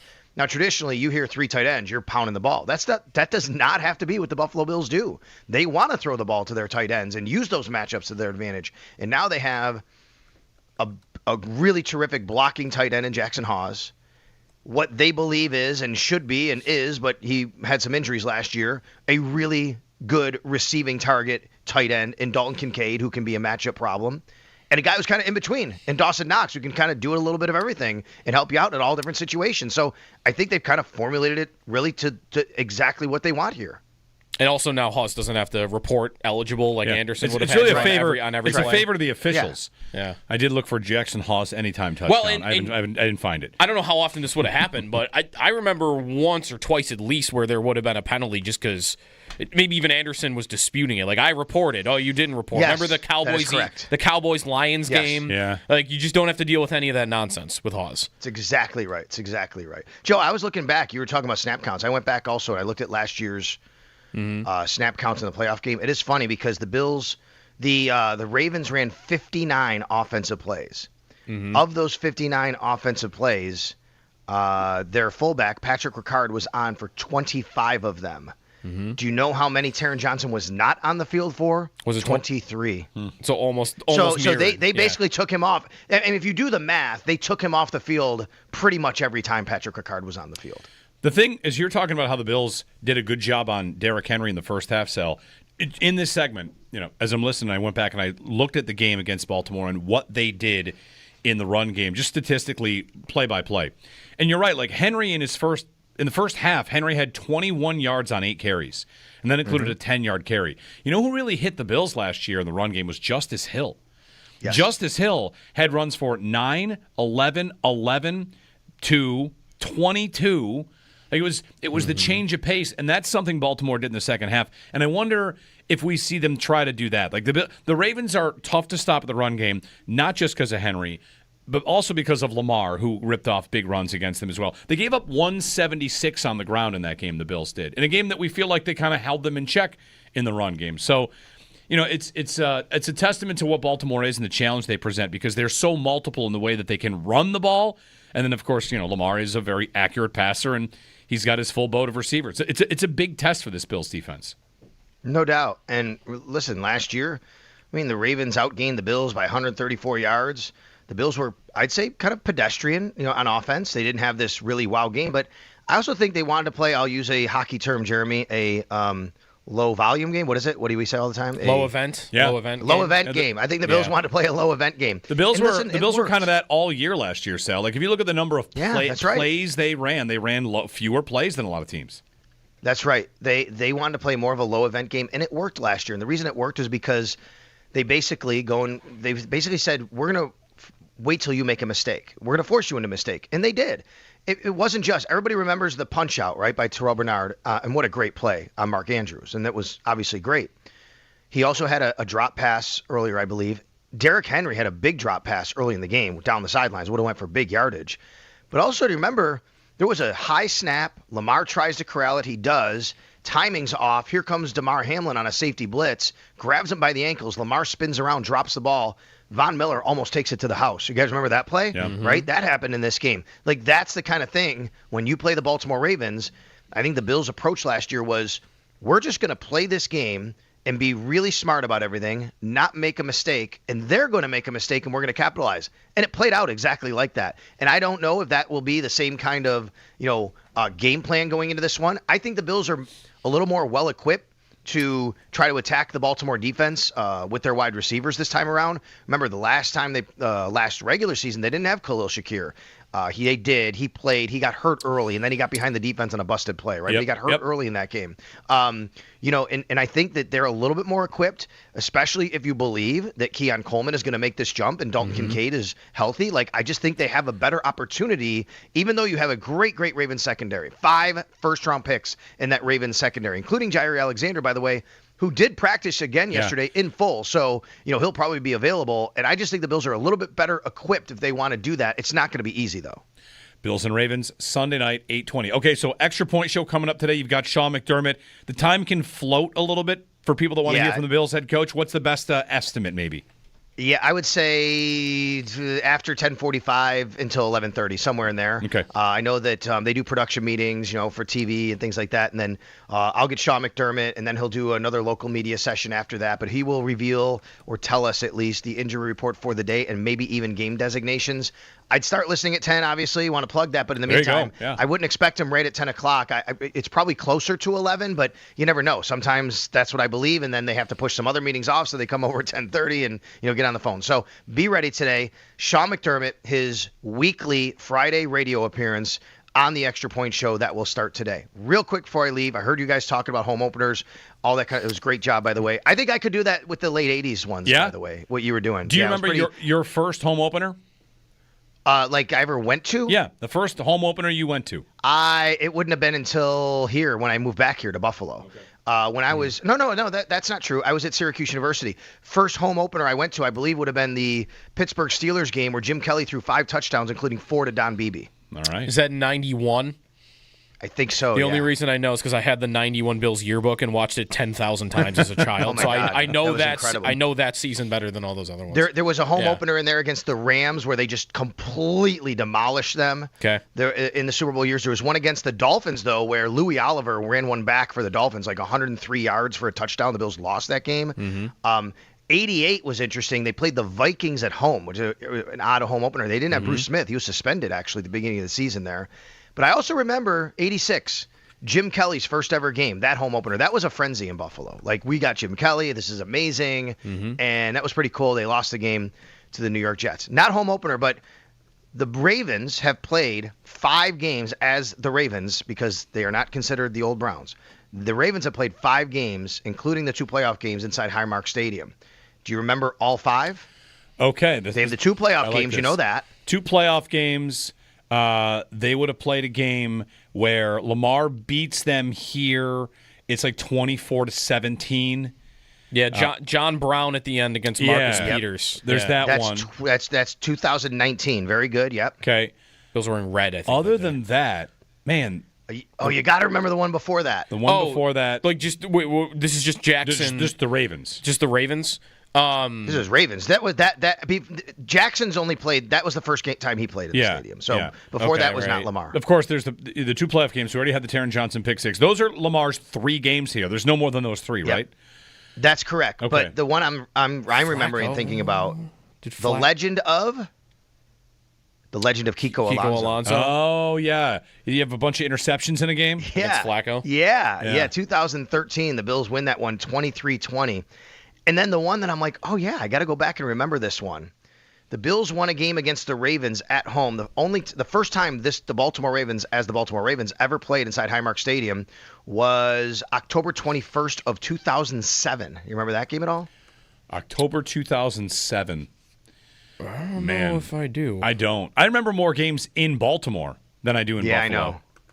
What happened October? 07 was Kyle Bowler was the quarterback for the Ravens. Don't remember. Trent Edwards for the Bills.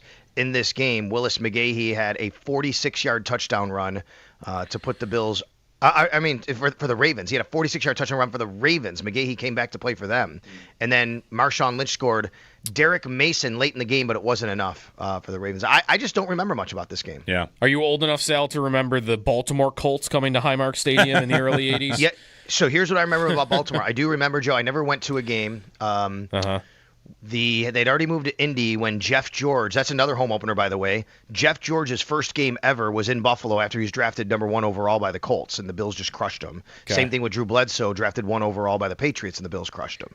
But before that, Baltimore comes in, and what I do remember was the Bills weren't even that good, but Baltimore was so bad at the time in the mid-'80s that I remember Van Miller's distinctly on the radio. The game wasn't on TV. I'm listening on the radio, and Van Miller says, "We're in the third quarter, and the Colts have yet to cross the Bills' 50-yard line."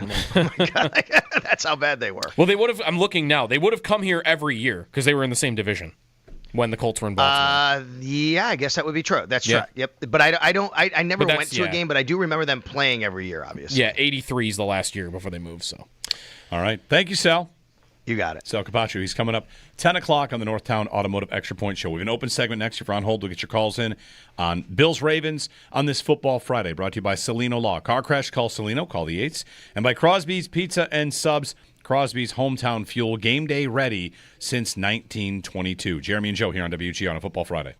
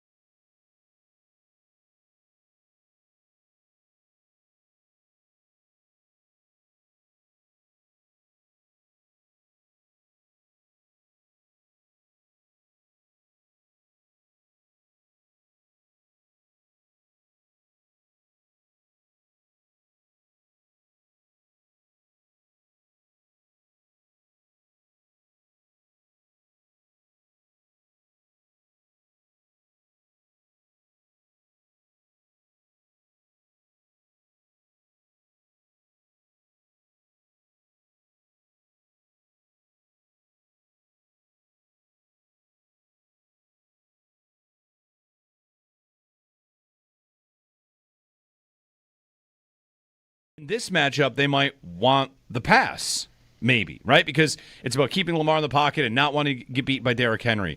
And I wonder how they will really make that work this time around. And what your thought was how they did from a scheme standpoint when they played him in the playoffs last January. The thing that really jumped out to me when they played him in the playoffs was if you go back and watch that game, from the very first snap of the game, it was evident the Bills said, you are not going to run Derrick Henry against us tonight. That's not how you're going to win this game. And they just, every single snap, went right after Derrick Henry, closed down gaps, made him go laterally. It was, we are going to reduce down and squeeze down everything from the tackle to tackle. He's going to have to move his feet to right or left. He's going to have to go laterally, and we're going to tackle him. And they did a really good job of that. As the game went on, give the Ravens credit, they started to wear on the Bills a little bit. And in the third quarter, it really came alive. The third quarter, the Ravens just kind of started really moving the ball down the field on the Bills. And that kind of carried a little bit in the fourth quarter. The Bills had the fumble, obviously, by Mark Andrews, which really mitigated a lot of that. But the Bills really made sure in that scenario that they couldn't run it. And what I found interesting was the Ravens did not run. I think we talked about this the other day, Joe. You had the stat. Mm-hmm. The Ravens did not run Lamar a lot at all. Like, he didn't pull it out of the belly of Derrick Henry and take off. And I wonder if game one, Lamar a little fresh, right? You're not 18 games into a season, and does that, or is it the other way? Where you say, hey, we have a long season, we're not going to do that. I wonder if the Ravens have a different approach, but the Bills certainly, and the Bills did play some base defense. What they generally did, and this is why I say Patrick Ricard, which we didn't talk about their injury report, and we can, but Patrick Ricard, to me, he's the kind of the key here, which is when he's on the field, when you see him run on the field, a lot of times you see another linebacker come on the field. Like that guy, like your job in this scenario might be like Shaq Thompson, right? Shaq Thompson or Dorian Williams. You see Patrick Ricard run on the field, you go on the field, right? It's like matching up in hockey when you have a top line and you want to put your best defenseman on it. The Bills have kind of done that against the Ravens a little bit when they've gone heavy with Patrick Ricard. If he doesn't play in this game, I wonder what that means or how they want to play all that.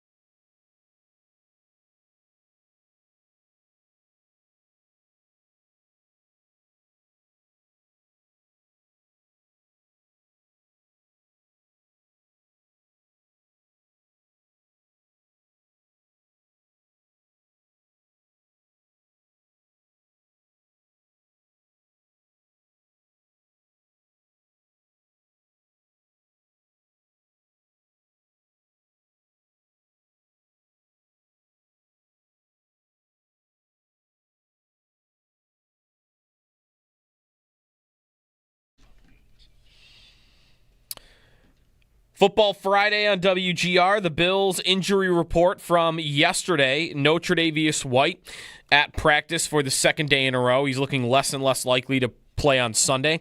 Sean McDermott will meet with or be on with Sal Capaccio on the Extra Point Show in the around 10:45 to 11:30, somewhere in there this morning.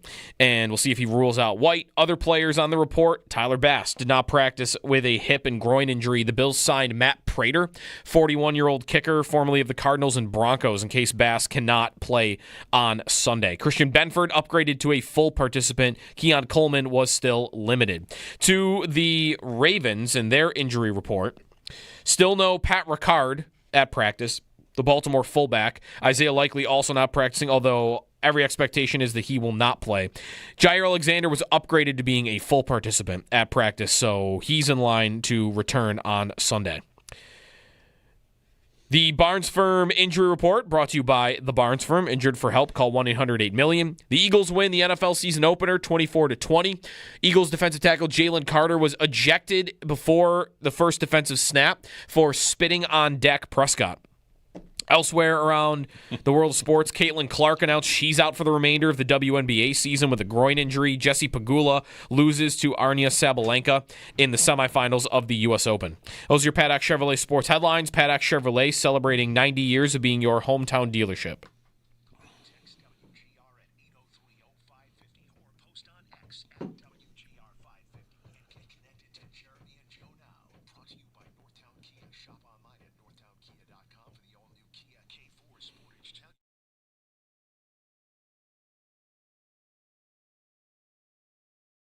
Unsportsmanlike conduct.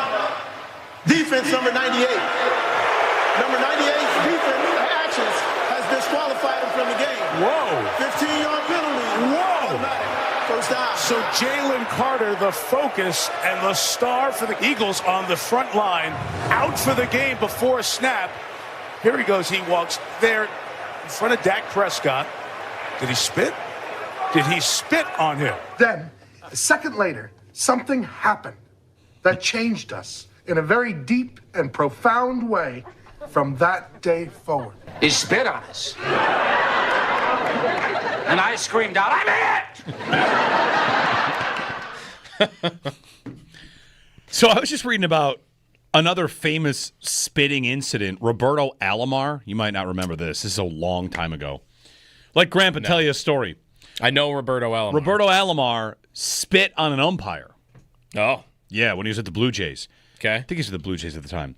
He spits on it. I looked it up to find out what kind of suspension did he get. It's 1996, and Alomar spits on John Hirschbeck, an umpire. Mm-hmm. He was suspended for 5 games as a result. I remember it being a big deal. Social media didn't exist back then, but on SportsCenter and this kind of behavior, blah, blah, blah, he gets suspended. I found an article that Hirschbeck and Alomar have ended up becoming friends. They put it behind them. Hey, remember that time you spat in my face? Yeah. Yeah, that was wild, huh? Anyway, they came together.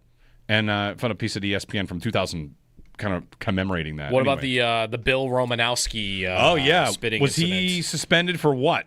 I don't know. Was he suspended? He was fines, not suspensions. Wow. So Carter is likely to be fined and not suspended. Man. Is probably the answer there. We'll get some phone calls in. Yeah, Bill Romanowski spitting on J.J. Stokes. Terrell Owens spit on D'Angelo Hall. Okay. Yeah, the NFL has historically only fined players for similar incidents. Okay. Gordon in Buffalo. Hey, Gordon, good morning. Happy Football Friday. Hello, Gordon. All right, he's not there. Let's go to Butch. Butch, good morning. Good morning, gentlemen. Thanks for taking my call. I love MSG. I love WGR. And to all the fans who listen and watch this great show, I definitely love each and every one of you. I'm going to get right to it. I'm not going to sound redundant because Sal already kind of spoke about some of the things that I was going to speak on. But I'm just going to turn it up a little. Turn the volume up a little bit more. What Sal said was, when we let Dorian Strauss, it's going to remind you of Christian Benford's situation when he came in as a late-round pick and got thrown in and beat out, in this case, career Elam, who was injured. But at the same time, he never got his job back. Now, I'm not saying Maxwell's not going to have his job back, but I will say this. This man could come in. He had a game watched last night. He got a game to watch tonight. He has veteran leadership in that room, like Travius White. And he has Poyer, and he has all these other guys that's played his games in their 30s. And at the exact same time, he could go and make a name for himself, make a name for his own self, knowing that he got a guy on the other side of the fence that's playing with him that was in the same predicament a few years ago. And I expect Baltimore to challenge him. I want Baltimore to challenge him. I want him to make a mistake every now and then. I remember years ago when Cam Lewis came in, we played against Minnesota here in Buffalo, and Cam had a play with Justin Jefferson. It was one outstanding play that Justin Jefferson caught the ball, but Cam was in the right position. It made Cam Lewis who he is. So saying that, I understand what Sal was saying. I thank Sal for saying that, but I'm going to say it again. But now to turn the volume up on that a little bit, you guys were speaking about Shaq Thompson. I'm going to say this to you, Bobby Babbage. If you're listening, Sean McDermott, if you listen, you're under investigation on this. You got Dorian Williams, who's ready to be a superstar linebacker. He's 24 years old. Don't get me wrong. When Matt Milano was out last year, Dorian was one of the leading tackles in the NFL. Leave the guy alone. Let him play. We don't have any AFC championships or the show for it, but with the exception of back in the 90s. Let the young kid, when you got a kid like him, leave him alone. Yeah, you got a guy from Carolina. But let me say this, and I'm going, and thanks for taking my call. It's the last thing I'm going to say. Last week I was going to call you guys when we got Gabe Davis. Let me tell you something right now. Terrell Shavers is better than Keon Coleman right now, and he's darn sure better than Gabe Davis. So offensively, let's get the young players playing. Let's play the game. Don't overthink this thing. Don't try to play Dr. Seuss. Let's just line up 11 against 11 and let's go. Thanks for taking my call, guys. I love each and every one of you. Thanks, Butch. I am, I don't know if you go into a game like this more concerned about run defense or pass defense. With Baltimore, it's tough because it's not just Henry. Mm-hmm. As we pointed out in the playoff game, you could say, well, Henry only got going game script. They're trying to get back in the game. They're down 11 points at halftime. And in the second half, Baltimore's runs were for 11, 12, 2, 6, 3, 17, 22, 15, 5, and then no more runs after that, really. So they got back to their run game, and they got it going. Pick your poison. What are you more worried about, the run game or the pass game defensively? I don't know. I think the Bills are really in tough in this game. And whether it's Dorian Strong, what happens in this game doesn't define Dorian Strong or TJ Sanders or Deion Walker or any of these guys. But, man, the way I guess I would say it, there's a lot of ways to say it. If they do something really well defensively in this game, if the defense comes to play, I want to hear lots of praise for Sean McDermott. Lots. I know it's one game. I know his true test that he has to pass is the playoffs, but they are undermanned in this game. And if they put a scheme out there, and if they have answers out there, and they have guys like Dorian Strong ready for a primetime moment with Tre'Davious White and Max Hairston both unavailable, lots of praise for McDermott, for Bobby Babbage, for their defensive staff, because it'd be a big win for them defensively to stop the best offense in football, one of the best offenses in football. Yep. With what they have back there. I wonder if he can get away with it the way he has in the past. Because in the past, throw anybody in there. Throw in Wallace, throw in, when Benford's a 6th-round rookie, plug a guy in. Josh Norman at 34. And they've been able to protect that guy. But wasn't a lot of that because they had 2 all-pro safeties back there? Yeah. And I wonder, okay, here's another one where you got a corner in there that, if isolated, could get exposed. Well, we're going to shade to help over, protect him a little bit. Maybe we got to leave Benford on an island more often than we normally would our other corner. Find some way to protect that guy. I wonder if they've got the ability to do that the way that they did when Poyer and Hyde were back there. Because what does that sound like? I need to help Dorian Strong. Cole Bishop, who I'm already worried about. Right, he's someone that might You got more on your plate now? Yeah. We don't even know if what's on his plate in the first place is something he can handle. It's something I've seen plenty say about this defense last year, is that they helped their safeties. They didn't feel comfortable. Right, not the other way around. Yeah. And we'll see. That's another part of this. If the safety room comes together, tons of credit for McDermott, for trusting it and hitting it, because the safety room, I thought last year's safety was a big liability, and there are no changes to it. Really none. To the safety room? Yeah. Other than the guy who's on the field. Well, Bishop, but I'm saying he's in the room. Yeah, he's in the room. There's no changes to the room. It's Bishop, it's Hamlin. Last year, Hamlin ends up being the guy because Bishop got such a late start. So, and Poyer. Although he was not the safety they elevated to the active roster. That's right. That's a special teams guy. Yeah. 803-0550. They of course drafted Jordan Hancock, who might be in the mix there, but Right. Anyway. All right, 803-0550, more of your phone calls. Andy Major of the Bills joins us at 8 o'clock. Some game day stuff you're going to want to know about. Also, I want to let you know, if you're a season ticket holder, there might be something coming for you. I think we're going to hear some news on that.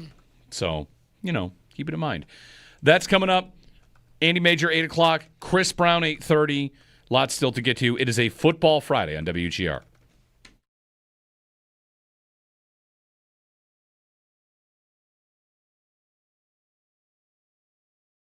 Maybe the biggest change we're going to see is how much Jackson Hawes is going to be used instead of Alec Anderson, or how they kind of juggle that, because the Bills, of course, like their heavy sets and their extra offensive linemen. Did they draft Hawes to give them more flexibility when they're in that set? Yes, 100%. Jackson Hawes, to me, is going to be the new Alec Anderson. And this is not anything new. We've talked about it since he was drafted. What does that mean? Well, instead of the Bills having a guy go in and say, I'm eligible, and the referee says, number 70 is reporting eligible, and everybody knows that they have an extra lineman in, and he's a very good blocker and he can block. Now the Bills don't have to have a guy go report because he's wearing an eligible number.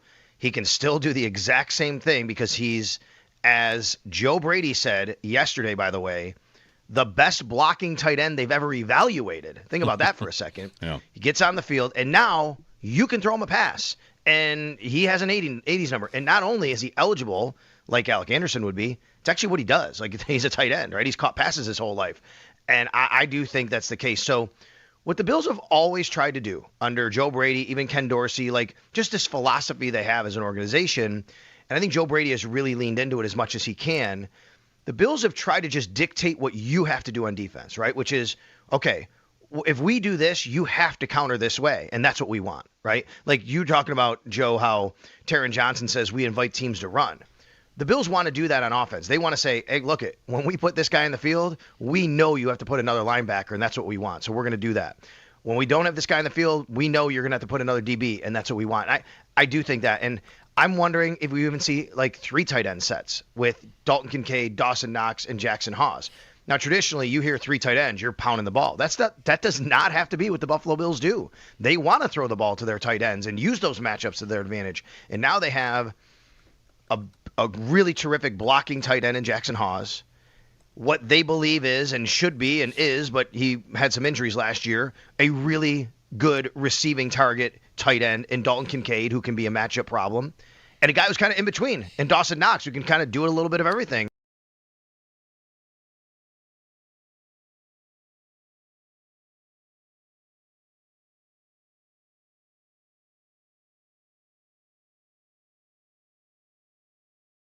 In this matchup, they might want the pass, maybe, right? Because it's about keeping Lamar in the pocket and not wanting to get beat by Derrick Henry.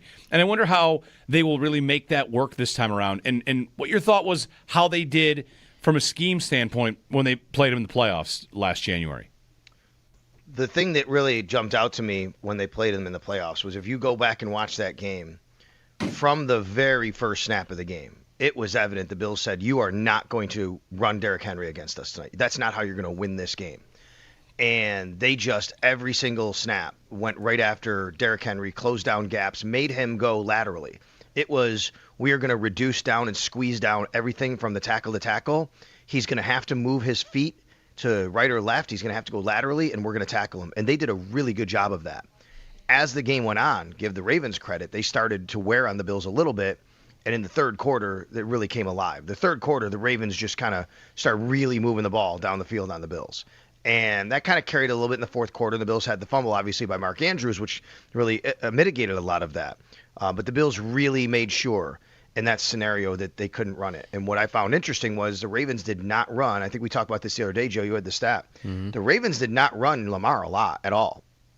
Like, he didn't pull it out of the belly of Derrick Henry and take off. And I wonder if Game 1, Lamar a little fresh, right? You're not 18 games into a season, and does that, or is it the other way where you say, hey, we have a long season, we're not going to do that. I wonder if the Ravens have a different approach, but the Bills certainly, and the Bills did play some base defense. What they generally did, and this is why I say Patrick Ricard, which we didn't talk about their injury report, and we can, but Patrick Ricard, to me, he's the kind of the key here, which is when he's on the field, when you see him run on the field, A lot of times you see another linebacker come on the field. Like that guy, like your job in this scenario might be like Shaq Thompson, right? Shaq Thompson or Dorian Williams. You see Patrick Ricard run on the field, you go on the field, right? It's like matching up in hockey when you have a top line and you want to put your best defenseman on it. The Bills have kind of done that against the Ravens a little bit when they've gone heavy with Patrick Ricard. If he doesn't play in this game, I wonder what that means or how they want to play all that.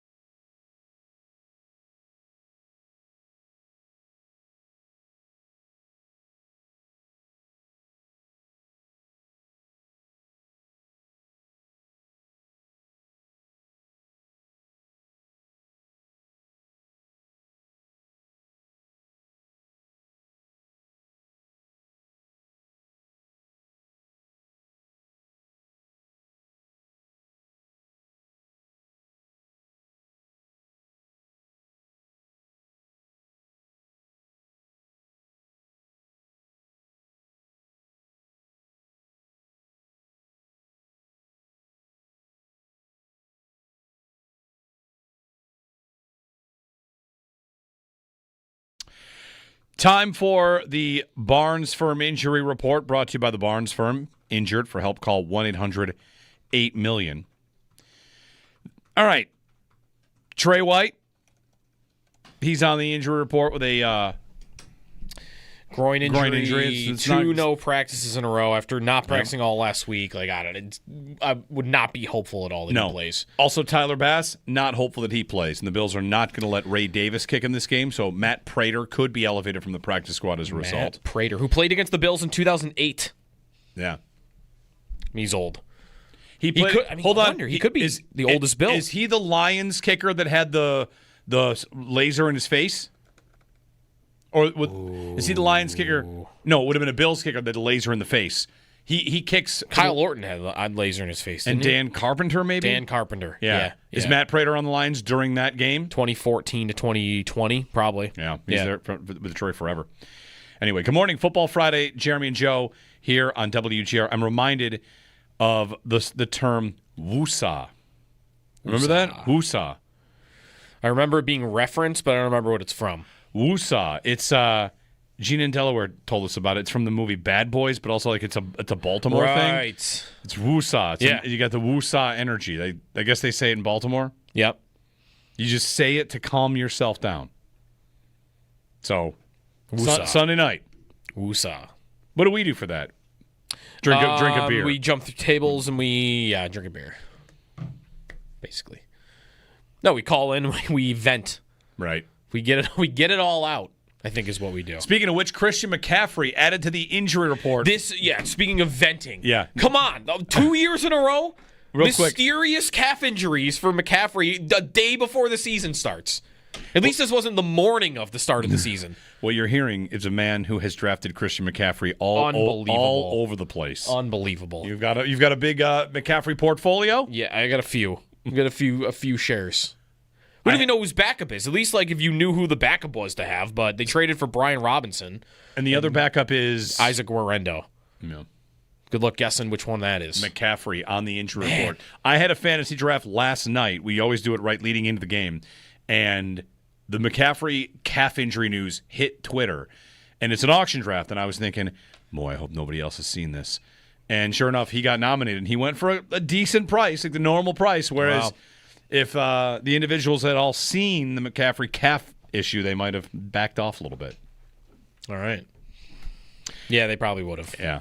803-0550, our phone number. Andy Major, when we get back, we'll tell you all you need to know about going to this game. Andy Major's the Bills' Vice President of Operations and Guest Experience. Some of the new things to get to. There's a tweet going on about hot dog prices I want to ask him about because I'm not sure if it's accurate. So we'll do that. Andy Major on ingress, egress, security, policies. A lot of you are going to this game, the final season at Highmark. Make it a great one. And we'll chat with Andy Major next. Chris Brown at 8:30. We do have time for your phone calls next segment because we won't take Andy the whole way. So if you want to jump on and talk about this Bills-Ravens matchup, do so.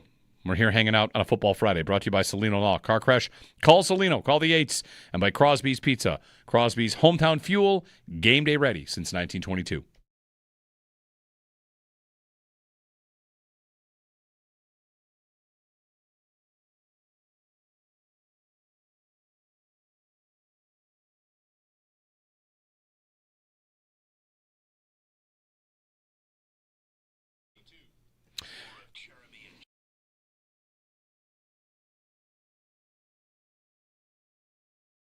It is, of course, the last home opener. The last home opener in the current Highmark Stadium. And while we'll spend time on this game, and we'll talk to Sal at 7, this is scheduled today. Sal comes in at 7. Andy Major joins us at 8 to talk to us about some things about getting to the stadium and parking and new policies and what you can bring in and what you can't. Chris Brown at 8:30, and then at 9:30, we're going to get some food brought in, new options you can eat at the stadium. It's the final home opener. And like looking back, I feel like we want to spend some time remembering your first home opener. What's your favorite home opener? 31-0 against the Patriots is going to be hard to beat. Yeah, it's really hard to beat. I don't know if that's my first one. I have to check the Bills' schedule each and every year. I've got my first one as a fan, my first one in the press box. Like what's your first home opener? Because this will be your last in this stadium at least, and then we'll all go to the next stadium and hope to get there. Do you remember what your first home opener was? I'm trying to rack my brain what the first one would have been that I went to. There's another, I'm not at the 2011 Patriots game because that's not their home opener anyway, right? Is that week 2, week 3 when they beat New England? 31-0 or no? The Fitz game. The Fitz one. Fitz game is not a home. That's opener. not a home opener. No. What's the first? I remember being in the booth for this. The first time I was ever watching the game from the broadcast booth was the Steelers home opener. Okay. Block punt. They lose. Yeah, people were excited for that one. That was after the COVID year, first game back. Everybody's back together, and shot Roethlisberger, beat the Bills. So that one wasn't great.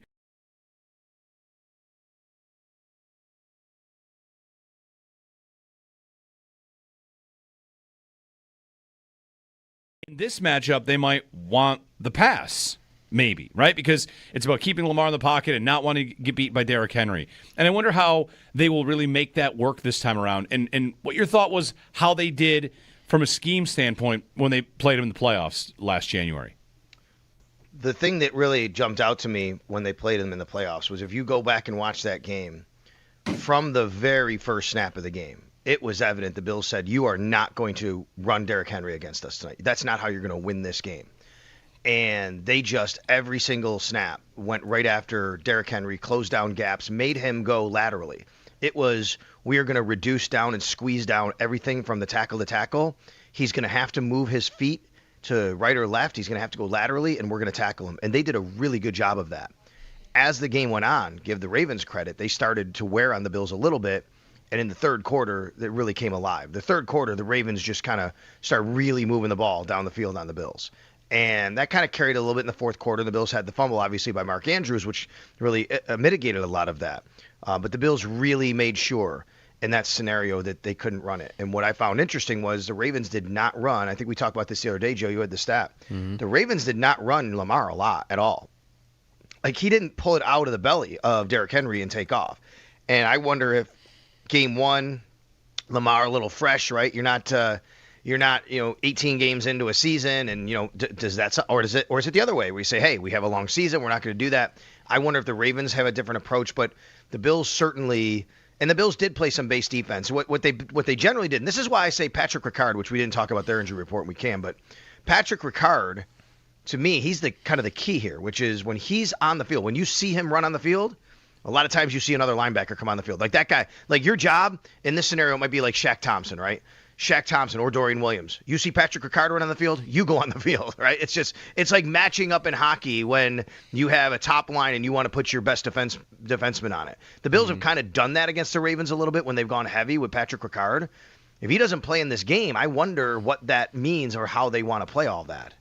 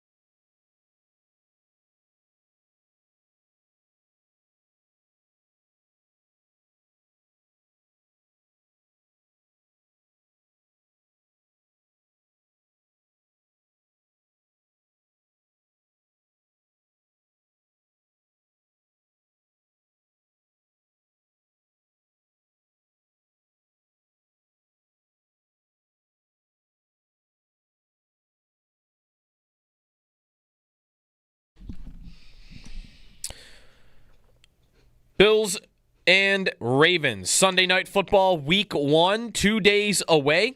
The Bills injury report from Thursday. Trey White missed for the second day in a row, looking less and less likely that he'll play. We'll find out for sure, either from Sean McDermott's visit with Sal Capaccio on the Extra Point Show, which is coming up in a couple of hours, or at some point during the weekend. Tyler Bass also missing at practice yesterday. The Bills signed Matt Prater, longtime NFL kicker, to the practice squad in case Bass can't go on Sunday. Keon Coleman was limited. Christian Benford was upgraded to a full participant, so he's good to go. On the Ravens side of things, Jair Alexander was a full participant. Looks like he'll come back. He hadn't practiced in like a month before this week. For Isaiah Likely, he's not expected to play, didn't practice. Pat Ricard, the Ravens fullback, also absent for the second day in a row. The Barnes Firm Injury Report brought to you by the Barnes Firm. Injured for help, call 1-800-8-MILLION. The Thursday night NFL opener, Eagles win 24-20 over the Cowboys. Jalen Carter, the Philadelphia star defensive tackle, got ejected before the first defensive snap of the game for spitting on Dak Prescott. The league is looking at supplementary discipline now, according to Tom Pelissero. Jesse Pegula falls to Arya Sabalenka for the second year in a row at the U.S. Open. Last night, Pegula won the first set, lost the next two. Second year in a row that Sabalenka is the one that eliminates her. Last year was in the finals, this year in the semis. And Caitlin Clark announces she's out for the remainder of the WNBA season with a groin injury. That's your Paddock Chevrolet Sports Update. Paddock Chevrolet celebrating 90 years of being your hometown dealership.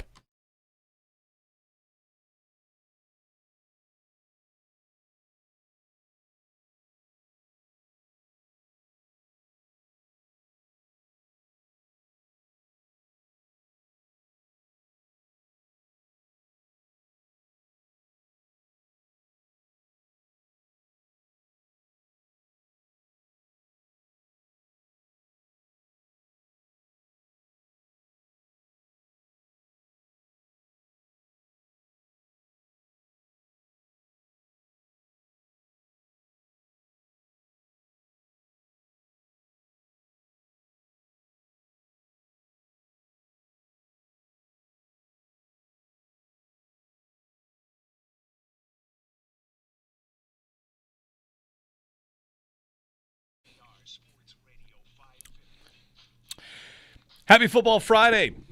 Jeremy White, Sneaky Joe DiBiase with you here on WGR.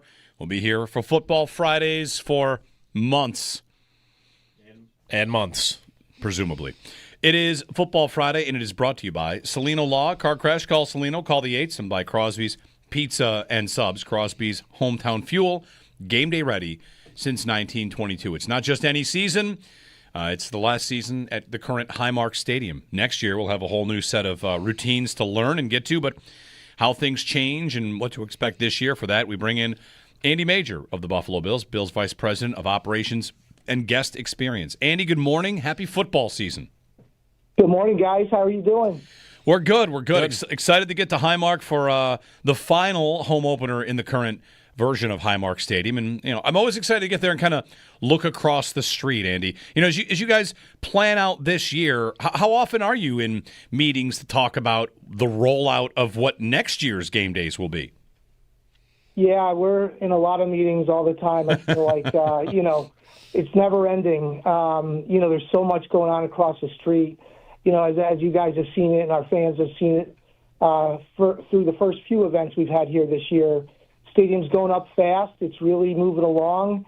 I like to look at the stadium from Chestnut Ridge. It looks like a spaceship from Chestnut Ridge Park. Mm-hmm. But it's incredible. Yeah, a lot of meetings, a lot of advanced work. And, we still have one more year left in the current Highmark Stadium. So there's a lot we're trying to, make sure we get right this season for the fans and for our team before we head over across the street. Are you excited to not have to deal with snow removal things as often at the new stadium? I'd say it will never happen, but it seems like it won't happen as often. Well, it's funny you bring that up. We talk about meetings. We had a meeting about snow removal even yesterday. Okay. About the plans and how that's going to work over there. There's going to be a lot less snow, hopefully, for us to have to move out of there, but there still will be snow. It's an open-air stadium, and we'll still have to plan to make sure the field's ready and the fans are safe. So all in the works. No snow in the forecast for Sunday night against Baltimore, thankfully. Don't jinx it. Hey, maybe later in the season we get some. But all right, Andy, so the opener, what about this game? How are the Bills trying to make this game special? We know about the halftime drone show, but it's a Sunday night opener. It's not just any season. It's not just any opponent. It's not just any game. I mean, this is obviously a big, high-profile event. So what can fans expect coming in to make this, the final home opener in this stadium, a little more special? Yeah, you really hit it on the head with the matchup and Sunday Night Football, and arguably, maybe the two top teams along with the Chiefs there. But incredibly exciting about Sunday night. We are just as excited as the fans. A lot going on. You mentioned the drone show, which is something that's going to be pretty cool and pretty special for fans to see. But we've got a lot going on with the final season, a commemorative coin, a commemorative logo, commemorative patch on the jerseys for the farewell season.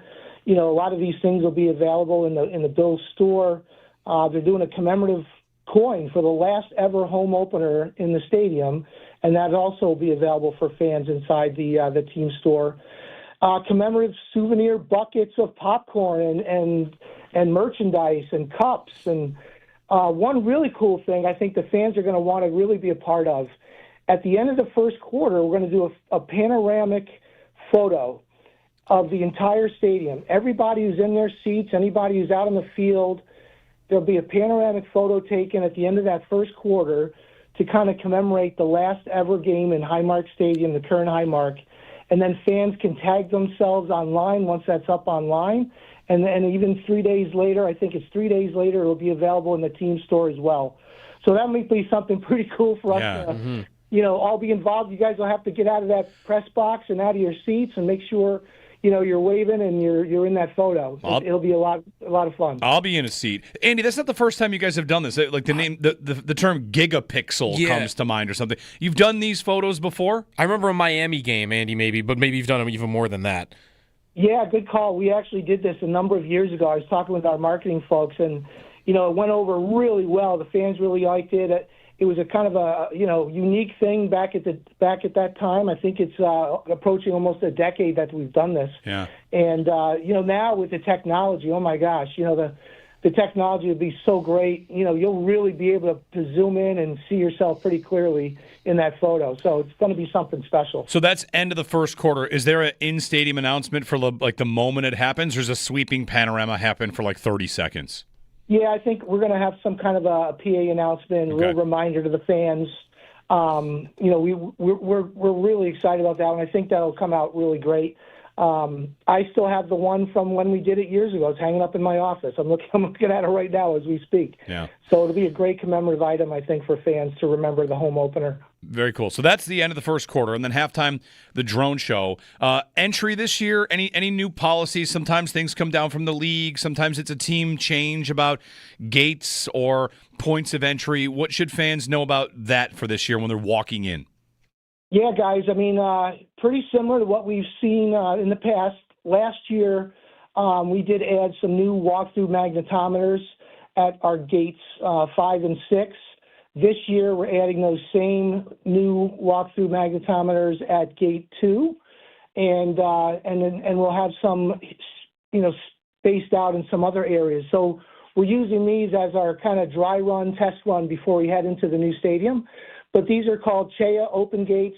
They really expedite the fan entry process. It's a little more efficient, obviously a lot safer for fans, more efficient, gets them in a little bit quicker. They don't have to take as many items out of their pockets. They can walk through the magnetometer with their bag. It'll scan and take care of their bag entry. Bags may still need to be checked, of course, but really expedites the process, and we're excited about that. Other than that, our big challenge this year, guys, is parking.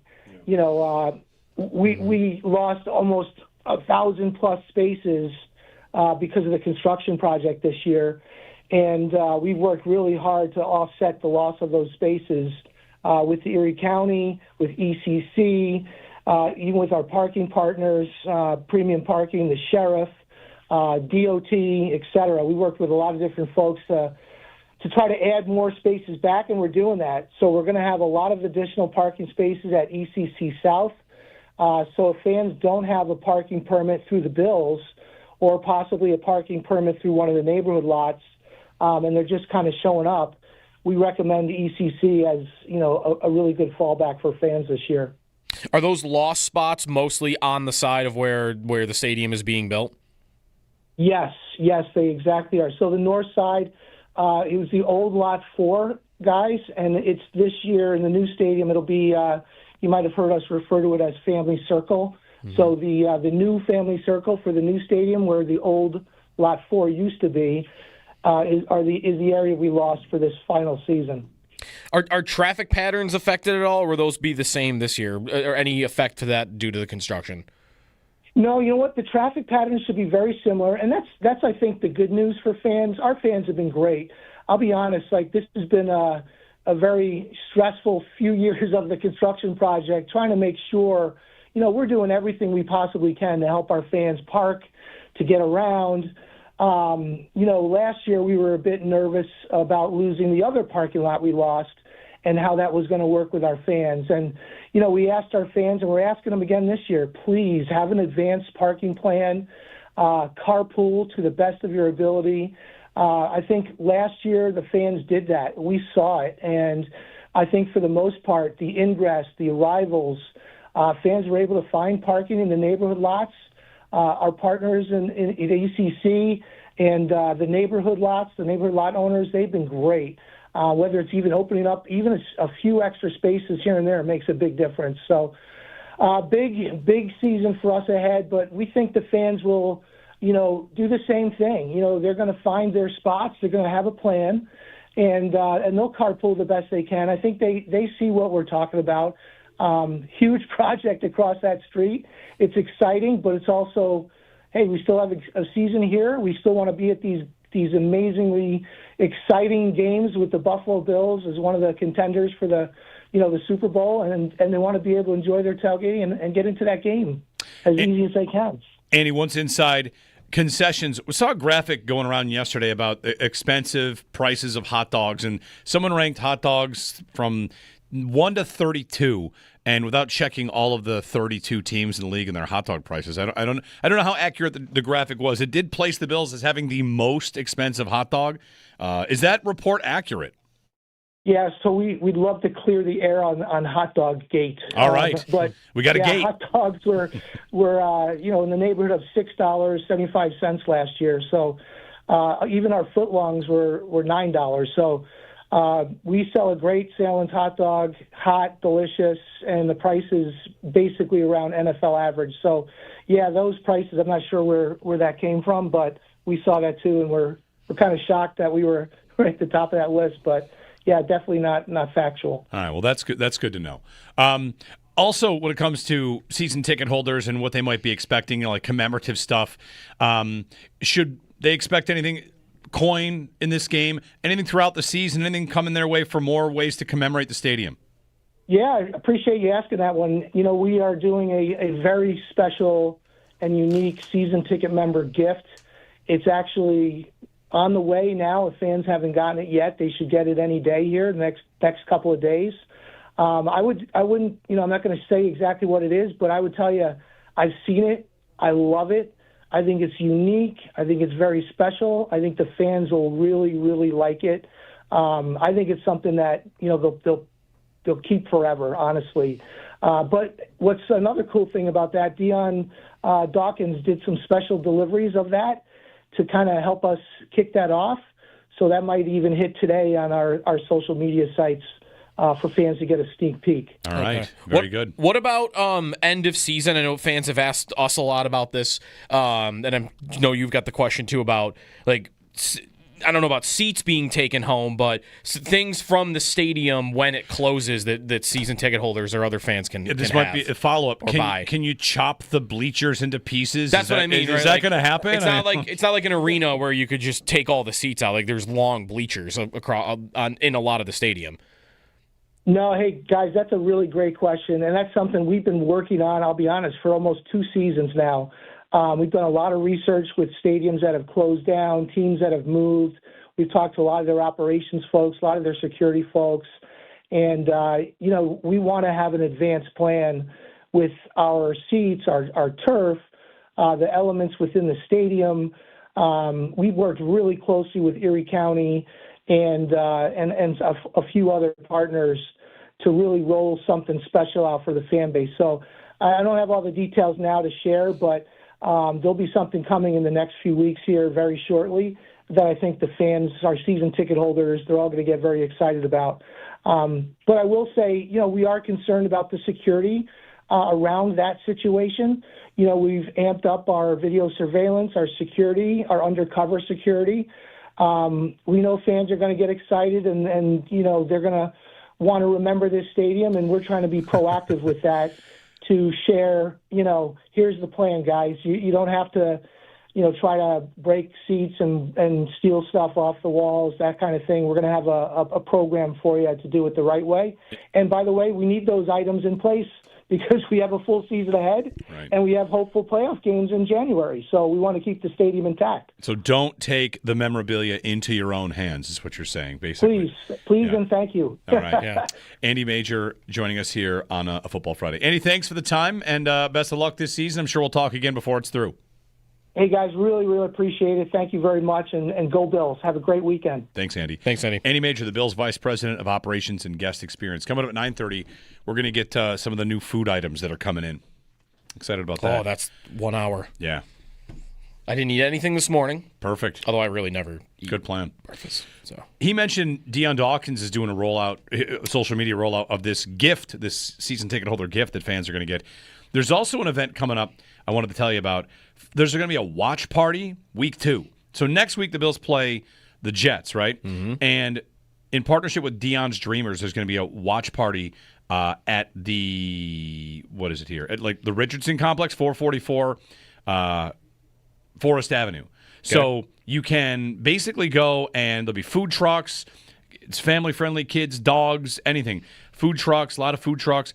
Tap beer and craft beer, a tent for food. So it's coming up Sunday of the Jets game. They're on the road. If you want to go to this event, looks like a good time. So jump into that if you want to. Again, Deion's Dreamers putting on an event that'll be at the Richardson Complex. So out on the lawn, big screen TV, watch the game. If the weather is beautiful, which it probably will be because this is the elite season, then you've got yourself a good time. So there you go. 803-0550, 1-888-550-2550. Chris Brown coming up in about 5 minutes as we gear up for this Football Friday and take you to kickoff. Also about pregame. Sorry, I meant to mention this. So GR's pregame, it's a 8:20 game. Our pregame starts at 1 back here in studio, but starting at 3 o'clock, and we're doing this for a couple games this year. Like Nate and I are on at 3. You come in at 5. We are not going to be in the press box. We're going to be out in a tent. We've done that before, kind of out in the lots a little bit instead of up in the press box. So excited to do that. Right out in front of the store. Definitely, especially with the weather this time of year. We'll see how exciting that will be in the heat of December, the middle of December. There's heaters and stuff. We definitely at one point did all of our post-game, all of our pregame in the elements. There'd be years I'm doing pregame where we are not, like, the games are not on our station. We're just in some lot with a blowtorch heating device throwing. Just doing pregame, wearing 7 layers. Yep. All right, that's drought bills, too. With a tent? Yeah. So you at least had a tent. A tent and a blowtorch heat propane jet engine, like whatever. Just torpedo heater. Yeah, there you go. You have one of those? Torpedo heater. My dad does. I don't personally own one. My father-in-law has one. They are pretty great. But you cannot, if you stand in front of it, it'll melt your coat like a jet engine. Over the years of our tailgates, camper lot, wherever we are, we definitely have, there'll be every couple of years, someone's coat, they're standing in the wrong spot. Like, oh, yeah, it looks like you got too close to the torpedo It'll melt? heater. Oh, yeah. Are these the things they have on the sidelines? No. Those are just big heaters of fans? I shouldn't say that. I don't know what they have on the sidelines. They stand in front of them, so maybe that's why I'm thinking maybe it's different. Because you will see players standing right in front of those heaters. Okay. I think. It might be the same thing. But I feel like you wouldn't want something like this. You really don't want these torpedo heaters anywhere near people. They actually look like a big industrial version of this, but maybe like with different... The sideline ones? Yeah, I'm looking at a picture of one right now, and it looks similar, but it's not Exactly the same. Like, you wouldn't want someone that's, like, running off the field, gets pushed out of bounds. Last night this happened. Jalen Hurts got pushed into a cameraman. You get pushed into this heater, and it's just like, immediate melting of the jersey and maybe worse. Yeah. No, you wouldn't want that at all. 803-0550. Chargers and Chiefs tonight. Rich Eisen and Kurt Warner on the call. Meanwhile, Tarico Collinsworth, the Sunday night crew, they're on the game last night. Are they flying in today? Into town today and ready for their... I would imagine, unless they're taking because they were in Philly last night, right? So get in town, extra day. Get ready for Bills-Ravens. Collinsworth. He's starting to drive me nuts. More than, like, I was never a big hater of Collinsworth. But now, I don't know, every year I feel like it's getting a little worse. A little worse and worse. And I'm not even just doing he just compares everybody to Mahomes thing. Yeah, for me... He said the thing about Parsons yesterday was provably untrue about how, if they'd signed Parsons, then a third of their salary cap would have been 3 players. Like, no, it wouldn't have. You don't know how contracts in the league work if you think Parsons would have been a $50 million cap hit this season. Right. I mean, to make that point in a game when you're playing the Eagles, who have the most awesome players all signed to these big contracts and their cap hits are all low. It's like he was reading off a page that Jerry Jones had written for him and slipped him in a commercial Have break. you noticed there's been a little bit of that? All of a sudden there's like, you know what, actually Parsons might have been kind of not a great guy, kind of a diva, kind of maybe teammates didn't like him. Like, all right, that's sure. That's Jerry. That's right. That's Jerry's he's slipping little notes to everybody. Yeah, you trade a guy, you got to go for a little bit of character assassination, you know. That's how it works. So, guys, I don't know how valuable you think. First-round picks? 2 first-round picks? The back injury, though, he has a back issue, right? If you're a Packers fan, you might be a little nervous about that. Anyway. All right, we'll be back into Snap. It's brought to you by Snapdragon Apples, the official apple of the Buffalo Bills. And we'll get into the matchup. Bills and Ravens, what to expect. Chris Brown joins us on the other side for part of our Football Friday coverage. Chris joins us Fridays and Mondays. Depending on when the game is. If the game's on a Thursday, we'll talk on a Thursday, you know. But Chris Brown coming up next here on WGR on Football Friday.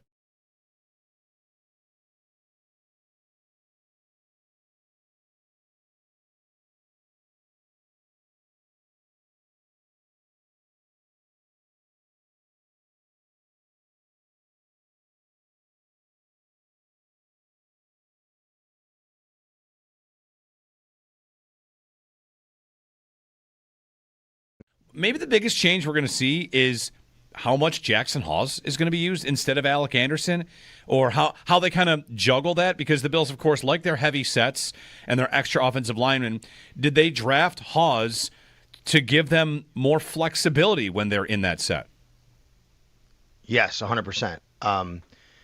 Jackson Hawes, to me, is going to be the new Alec Anderson, and this is not anything new. We've talked about it since he was drafted. What does that mean? Well, instead of the Bills having a guy go in and say, I'm eligible, and the referee says, number 70 is reporting eligible, and everybody knows that they have an extra lineman in, and he's a very good blocker, and he can block. Now the Bills don't have to have a guy go report because he's wearing an eligible number. He can still do the exact same thing because he's, as Joe Brady said yesterday, by the way, the best blocking tight end they've ever evaluated. Think about that for a second. Yeah. He gets on the field, and now you can throw him a pass. And he has an 80s number. And not only is he eligible, like Alec Anderson would be, it's actually what he does. Like, he's a tight end, right? He's caught passes his whole life. And I do think that's the case. So what the Bills have always tried to do under Joe Brady, even Ken Dorsey, like just this philosophy they have as an organization, and I think Joe Brady has really leaned into it as much as he can, the Bills have tried to just dictate what you have to do on defense, right? Which is, okay, if we do this, you have to counter this way, and that's what we want, right? Like you talking about, Joe, how Taron Johnson says we invite teams to run. The Bills want to do that on offense. They want to say, hey, look, when we put this guy in the field, we know you have to put another linebacker, and that's what we want, so we're going to do that. When we don't have this guy in the field, we know you're going to have to put another DB, and that's what we want. I do think that, and I'm wondering if we even see like 3 tight end sets with Dalton Kincaid, Dawson Knox, and Jackson Hawes. Now, traditionally, you hear 3 tight ends, you're pounding the ball. That does not have to be what the Buffalo Bills do. They want to throw the ball to their tight ends and use those matchups to their advantage. And now they have a really terrific blocking tight end in Jackson Hawes. What they believe is and should be and is, but he had some injuries last year, a really good receiving target tight end in Dalton Kincaid, who can be a matchup problem. and a guy who's kind of in between, and Dawson Knox, who can kind of do a little bit of everything.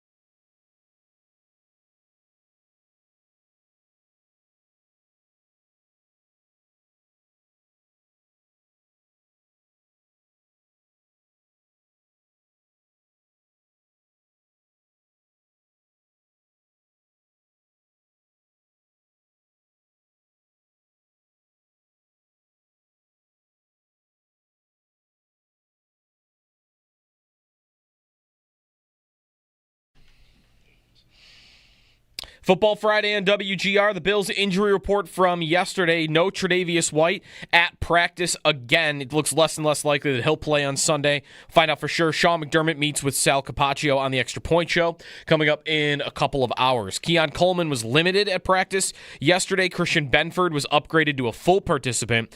Tyler Bass did not practice. That was a downgrade for him. The team signed Matt Prater, veteran kicker, 41 years old. By the way, he would be the oldest Bill in team history if he were to play on Sunday if Bass cannot go.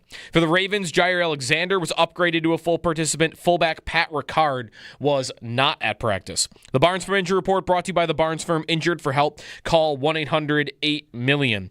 Jesse Pegula falls to Arya Sabalenka after winning the first set at the U.S. Open. Caitlin Clark announces that she is out for the remainder of the WNBA season with a groin injury. Skipped over last night's opening NFL game. The Eagles win 24-20 over the Cowboys. Jalen Carter, the Eagles star lineman, was ejected from the game before it really got going for spitting at Dak Prescott.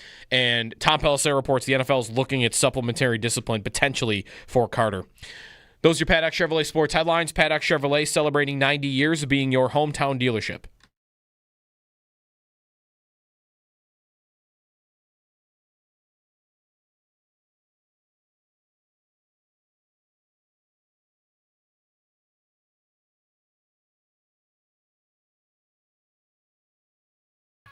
Chris Brown's appearance on WGR is being brought to you by Northwest Bank. For what's next, get started at northwest.com. By Northtown Volkswagen, Western New York's #1 VW dealership. Shop online at northtownvw.com. And by the Lockport Outdoor Store, high-impact footwear and apparel for hardworking men and women.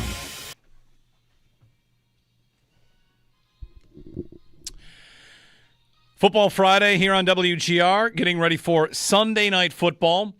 NFL season opened last night with the Sunday Night Football team in Philadelphia. They make their way here for Bills-Ravens, and we're going to talk about it with Chris Brown, lead play-by-play of the Buffalo Bills on the Bills Radio Network. And, of course, you'll hear the game here on WGR Sports Radio 550.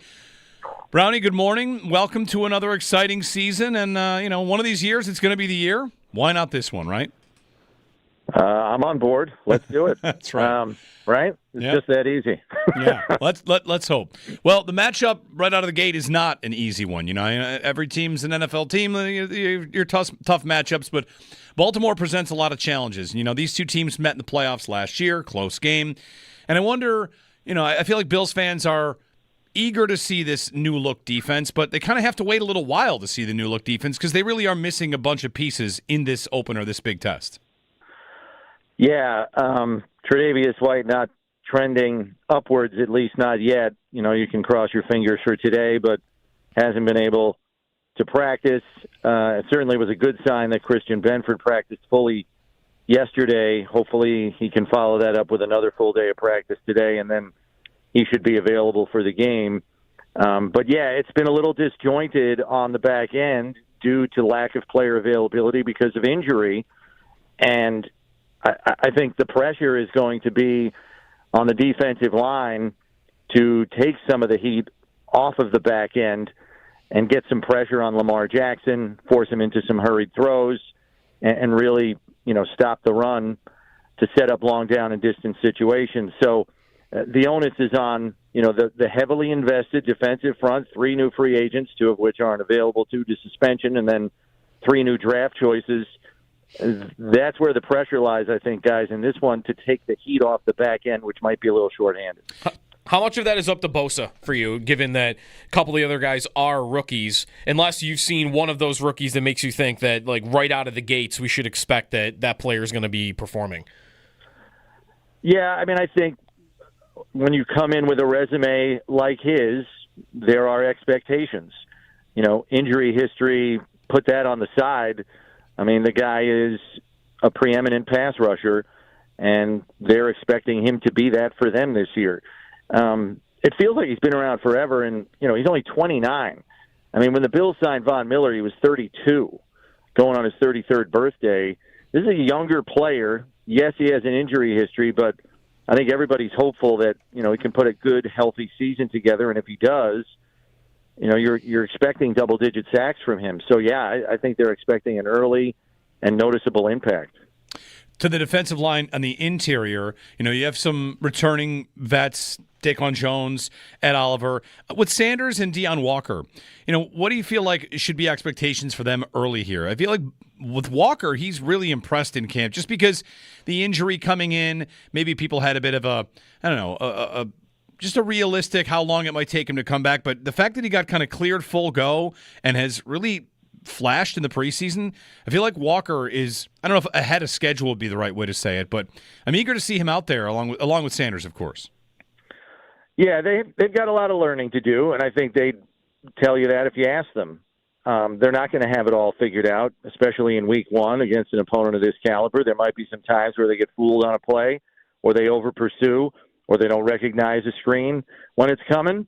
But the talent is obvious. And I've been encouraged by the way those two players come to practice every day and work. That leads to better results, improving their game, and that's part of the player development that's been so prominent here over the years under Sean McDermott's coaching staff. The players get here and they get better. So they come in with an enormous amount of talent, but then that talent is honed and groomed, and it really turns players into difference makers, and I think those two will be difference makers. You know, maybe not right out of the chute, but I think they'll be noticeable on Sunday. They are a handful in there, and it's a heck of a rookie tandem coming in with your second wave on defense. You have a kind of game you expect here? Teams to commit to the run, kind of take the air out of the ball, possession game, or shootout? You have a vibe on this one? Yeah, Steve and I were talking about this on One Bills Live yesterday. With the shorthanded nature, or the anticipated shorthanded nature of the back end of the defense for the Bills, we're kind of wondering if Buffalo takes a similar approach to the one they took in the playoff game, guys. Like, they ran the ball 36 times in the AFC divisional playoff, and I think it's because they knew they were a little deficient on defense. Now, I think the defense as a whole is improved, but because of the unknowns of the secondary in terms of player availability, you wonder if they take a similar approach to kind of shorten the game and, essentially put together long drives, limit the number of possessions for the Ravens offense. And they did that effectively in the playoff game. The last two drives, I think like 11 plays and 10 plays, and it was just sometimes 3 yards in a cloud of dust is used to, slam an offense for not being very effective. But it's pretty much what they did in the playoff game, and it did work in the way they wanted to, getting all the way down to the 2-yard line before they ultimately kicked the field goal to go up 8. So, and that was the number one run defense last year, guys. Yeah, they showed a commitment. And the same three backs are back. I had someone ask me if I thought this year James Cook, now that he's got the contract, will he see a little larger role? Will he see more carries? And my answer to that was no, Chris. I wonder if you feel the same. That they just kind of like what they've got with those three and would expect pretty close to the same as what we saw from that group last year. Yeah, and when Josh Allen says, Ty Johnson's the best third down back in the league, I tend to think he's not coming out on third down. Yeah.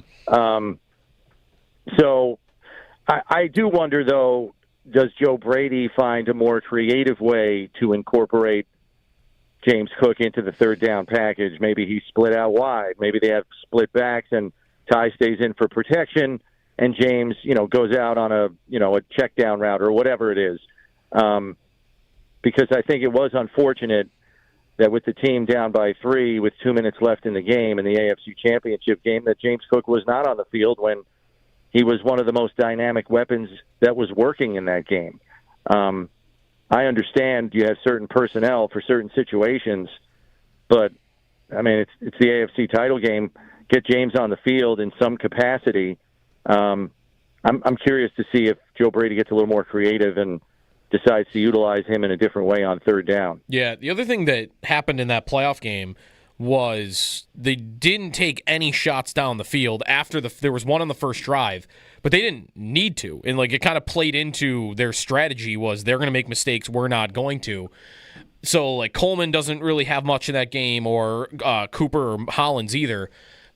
And Coleman's got this injury that he's dealing with a little bit, Chris. But Palmer coming in, I wonder if the game script is different. Maybe the Bills feel like they have to take a couple more shots because, again, it's just something they did not do in that playoff game. Yeah, and it's hard to do that league-wide because everybody kind of plays top-down defense now, especially against elite quarterbacks. And it's hard to get defenses to a point where they will bite up. But if you're running it effectively enough, maybe you can get an extra guy in the box and catch him in a single safety high, and you like your matchup and you take a shot. It's going to be interesting to see how these two coordinators operate against two defenses that I anticipate are going to try to keep everything in front of them. Chris, it also marks the last year at current Highmark Stadium. How much are you feeling that? Like the I guess the farewell tour of sorts. Yeah, it hasn't really hit me yet. I think as we get further into the season here, like once the calendar turns to November and you suddenly realize like, oh geez, there's only 3 regular season games left in this place. I think that's when I'll kind of be waxing a bit more nostalgic, along with, presumably a lot of other fans at that point. That's when I think it's really going to hit that, we're running out of games in this place. But yeah, you're right. I mean, Sunday is the last home opener ever.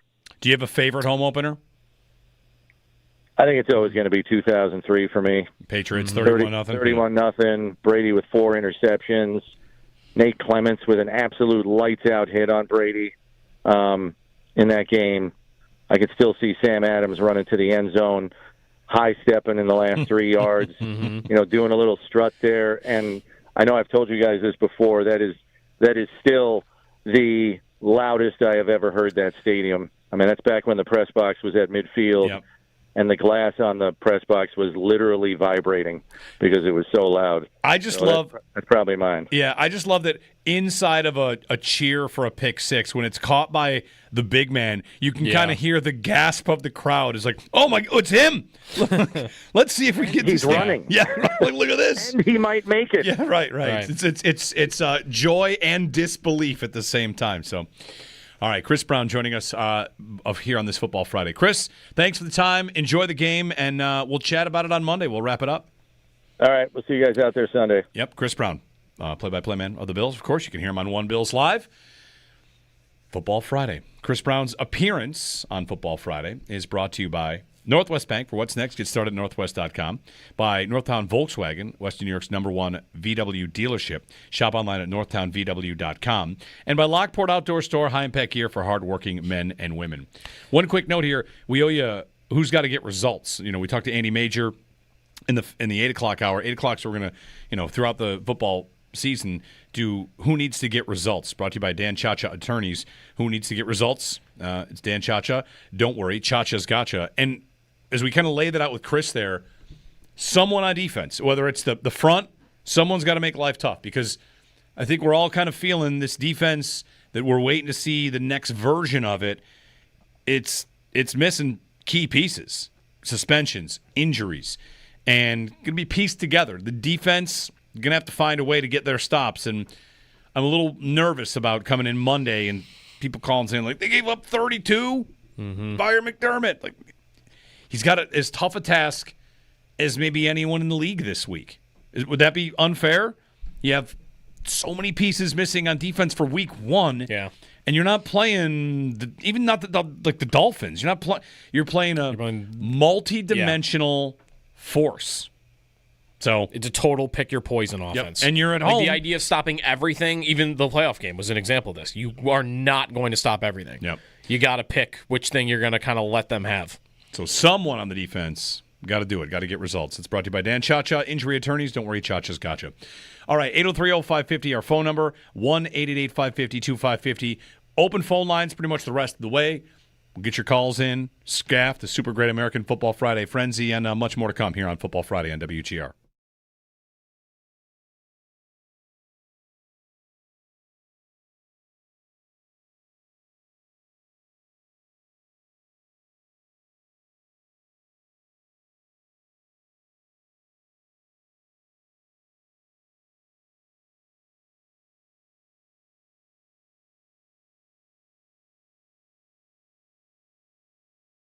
Entry this year, any new policies? Sometimes things come down from the league. Sometimes it's a team change about gates or points of entry. What should fans know about that for this year when they're walking in?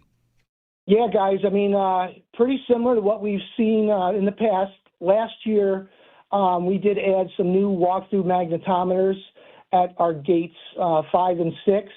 This year, we're adding those same new walkthrough magnetometers at gate 2. And we'll have some, spaced out in some other areas. So we're using these as our kind of dry run, test run before we head into the new stadium. But these are called CHEA open gates. They really expedite the fan entry process. It's a little more efficient. Obviously, a lot safer for fans, more efficient, gets them in a little bit quicker. They don't have to take as many items out of their pockets. They can walk through the magnetometer with their bag. It'll scan and take care of their bag entry. Bags may still need to be checked, of course, but really expedites the process, and we're excited about that. Other than that, our big challenge this year, guys, is parking. We lost almost 1,000+ spaces because of the construction project this year, and we've worked really hard to offset the loss of those spaces with the Erie County, with ECC, even with our parking partners, Premium Parking, the Sheriff, DOT, et cetera. We worked with a lot of different folks to try to add more spaces back, and we're doing that. So we're going to have a lot of additional parking spaces at ECC South.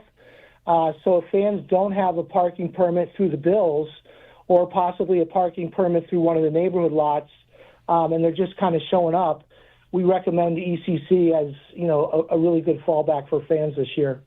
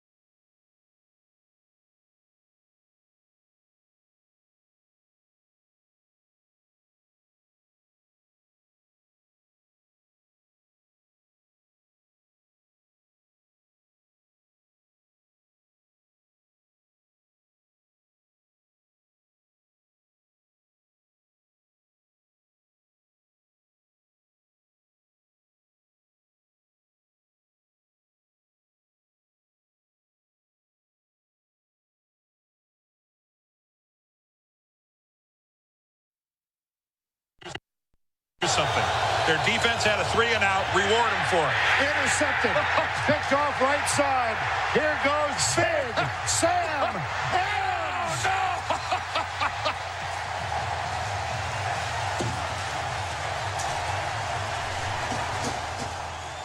Great moments in Bills home openers.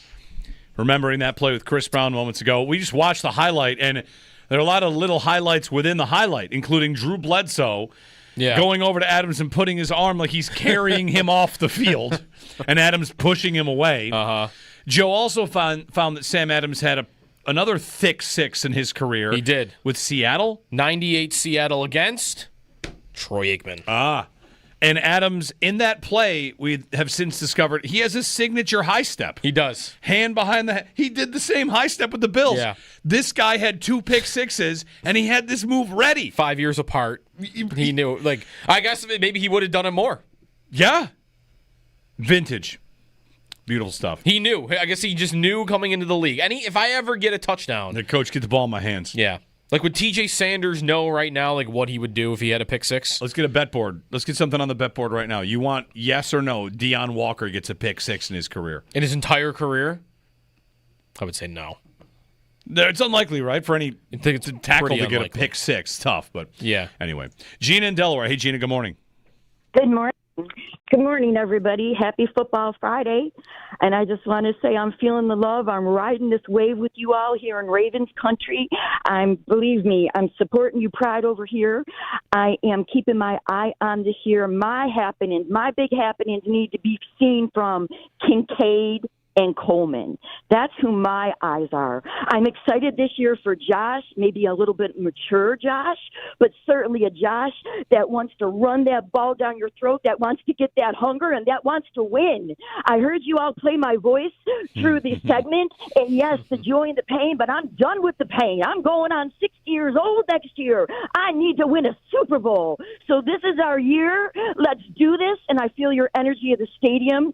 The last season in the stadium. Now I'm watching y'all from afar and I'm feeling your energies from afar, but I'm feeling that sadness. So let's make this a great year.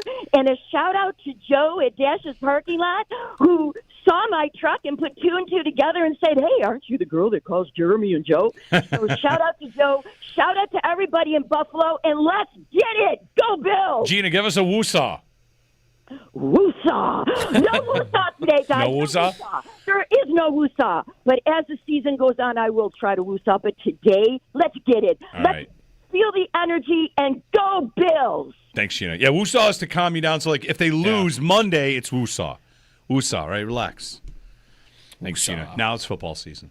Now we're ready. 803-0550 and 1-888-550-2550. The Super Good American Football Friday Frenzy will run through the week's games. Hey, the Chiefs are on tonight. That's great. And for the first time in franchise history, they are not playing at Arrowhead. Mm-hmm. It's kind of amazing. I'm excited to see them tonight. Not play at Arrowhead Stadium. Mm-hmm. Do they have road uniforms? Do they have to make some for this game? Well, they might all white in Kansas City. This bit kind of died when they came here and won the playoffs. But I don't care. Yeah, a little. It took the steam out of it. I'm sticking to it. Why not? We can have nice things. Side note, the Seattle Kraken's new alternate jersey is a masterpiece. Just wanted to get that in. Oh, it got dropped? Masterpiece. Okay. It's incredible. It's perfect. It's unbelievably great. So go check that out if you want to. Super Good American Football Friday Frenzy next.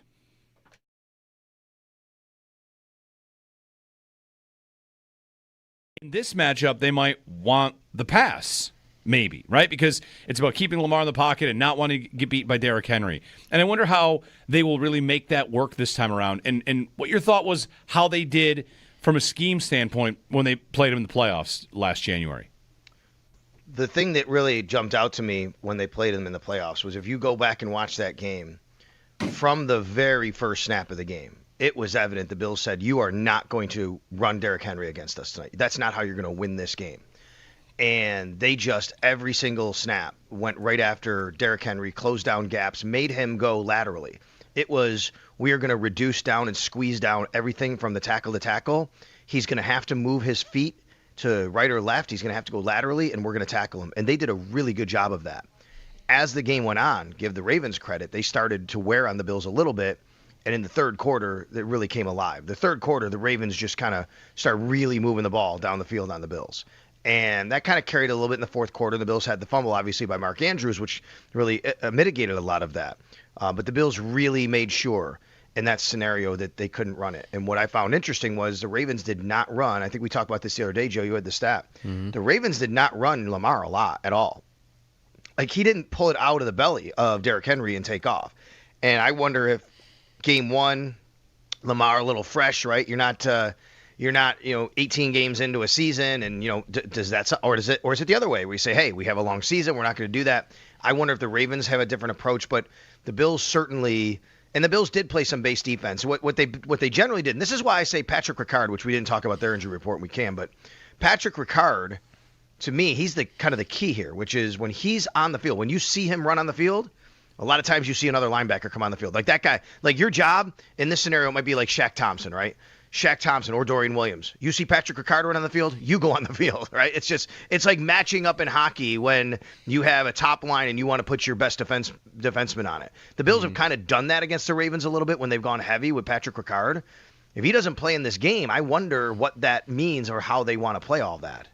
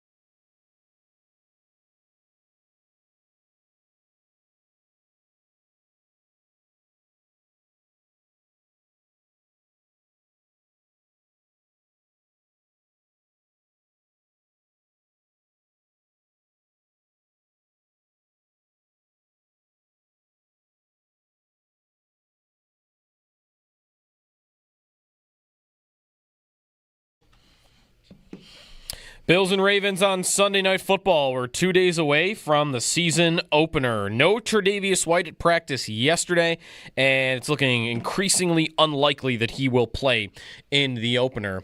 Find out more from Sean McDermott. He'll meet with Sal Capaccio on the Extra Point Show coming up in a couple of hours. Tre'Davious White wasn't the only Bill out from practice. Tyler Bass was also missing with a groin injury. The Bills signed Matt Prater, veteran kicker, to the practice squad, have someone available in case Bass can't go. Keon Coleman was limited. Christian Benford was a full participant. For the Ravens, Jair Alexander, their corner, was upgraded to a full participant. He looks like he'll play.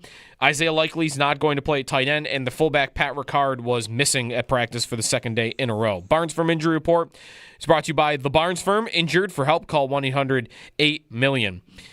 The Eagles win on the NFL season opener, 24-20 over the Cowboys. Jalen Carter of Philadelphia got ejected at the beginning of the game for spitting at Dak Prescott. At the U.S. Open, Jesse Pegula falls to Arya Sabalenka after winning the first set. Caitlin Clark announces she's out for the remainder of the WNBA season with a groin injury. That's your Paddock Chevrolet Sports Update. Paddock Chevrolet celebrating 90 years of being your hometown dealership.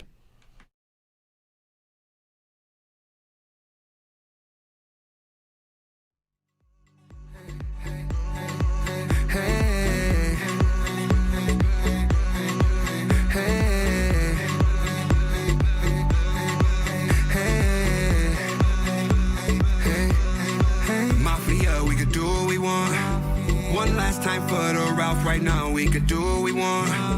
Let's hit this goal for the last right, yeah, let's do what we want. Throw the DJ through a table now, cause we do what we want, yeah, let's do what we want.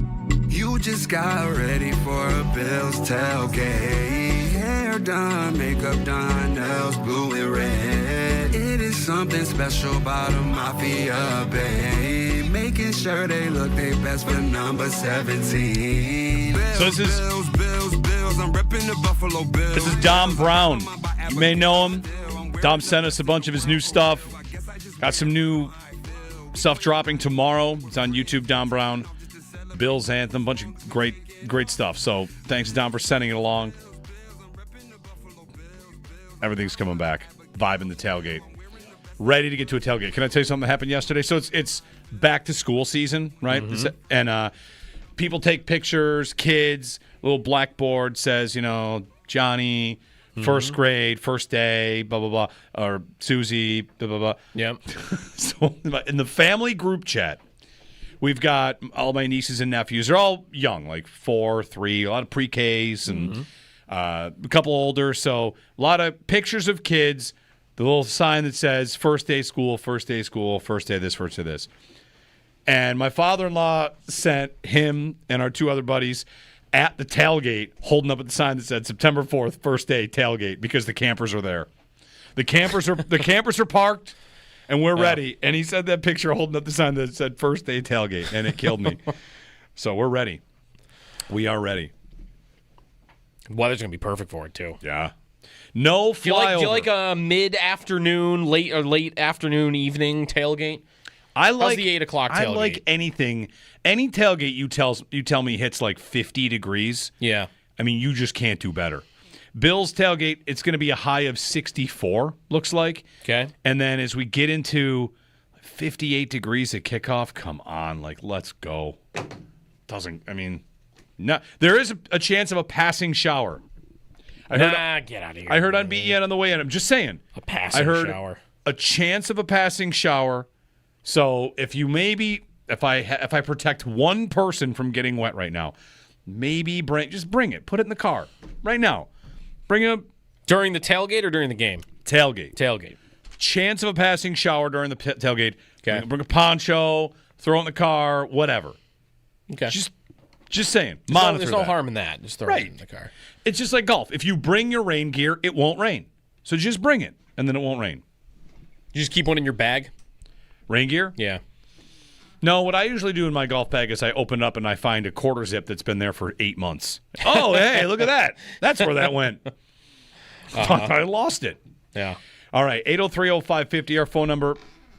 You want to jump in with us, you can.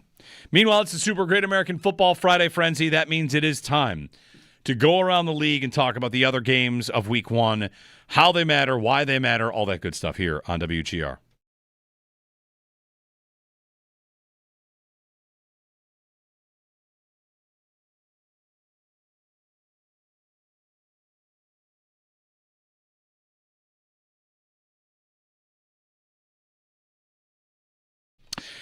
Ah, the bells of autumn ring. Bum, bum, bum, bum, bum, bum, bum. All right, so the Bills played a late game. Tonight, Chiefs and Chargers. I saw today, Ryan Clark's going after Justin Herbert. Oh, He's never done anything when it matters. Herbert is, I don't even know if he's polarizing because I think he's good, but he hasn't done anything to get people to say he's amazing other than like the film guys. Danny Kelly of The Ringer ranked him the 4th best quarterback in the league. Ahead of Burrow. Like, this guy is unbelievably good. He very much right now is suffering from we've seen you be bad in the playoffs, so until that is corrected, we are going to ignore everything that you do in the regular season. Yep. He had a terrible playoff game against he threw 4 picks in the Texans playoff game last year after throwing 3 picks the entire year. Yeah. He has the chops to beat the Chiefs. Does he not? I mean, he should. They showed a thing earlier that they've lost 11 straight road games to the Chiefs. Or, excuse me, home games. The Chiefs have won 11 on the road in a row against the Chargers. Oh, this one is in Brazil. Slash neutral site, it said. Right. But that's the thing, like, you never do it. You never beat this team.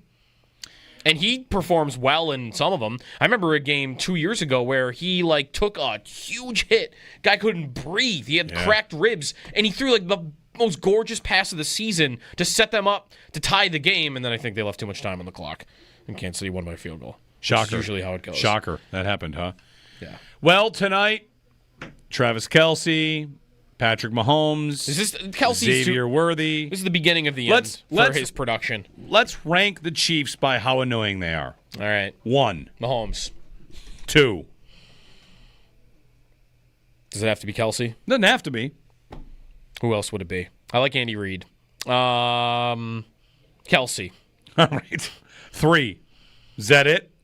I mean, Chris Jones consistently says he likes Buffalo and the wings, so I feel like I should Isn't give it amazing him a pass. how that just diffuses everything? You're like, I hate that guy. He's like, well, I like you. All right, he's not that bad. That's it. And no one hates Andy Reid. Nope. That kind of makes the rivalry not as tasty. How about Spags? When you got a Belichick on the other side, this guy. I'm surprised you don't put. Can't stand you this should guy. be putting Spags on Fraud Watch. No, absolutely not. He keeps giving up 29 and 30 points to the Bills and winning, and what a genius. Because he's saving it for the 4th down. That's when true. He just puts you in a blender. He's got that one call. I'm not doing that. All Just right, him to all right. him. Their defense has carried the quarterback for 3 straight years. I know. All right, well, Chiefs-Chargers tonight's on YouTube, and I'm excited for – let's draft ways the Chiefs will win that will be annoying. Should we draft celebrities that will be there? Taylor Swift. Neymar. Taylor Swift. Ronaldinho.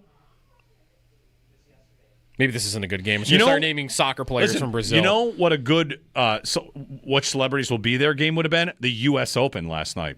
Watching Jesse Pegula. Yeah, was Ben Stiller and Owen Wilson there? Robin Roberts was there. I forget who else they showed on the screen. But John Hamm, I believe, was in attendance. You want to get a celebrity who's who, it's a U.S. Open matchup. Yeah. You'll get a lot. And enjoyed the first set of that, watching her win. It was exciting. The most annoying way the Chiefs could win tonight. They're going to win on Patrick Mahomes diving out of bounds after getting just brushed and given 15 free yards. Oh, I'm sorry. That happened in an AFC championship game. Yeah. Right? Wasn't that the Bengals? They beat them once in the championship game or whatever. There's going to be here it is. They're going to go to overtime. And Harbaugh is going to, forget the rules or something. And they're going to take the ball. They're going to take the ball first. I like this bet. The coach will forget the rules. Yeah.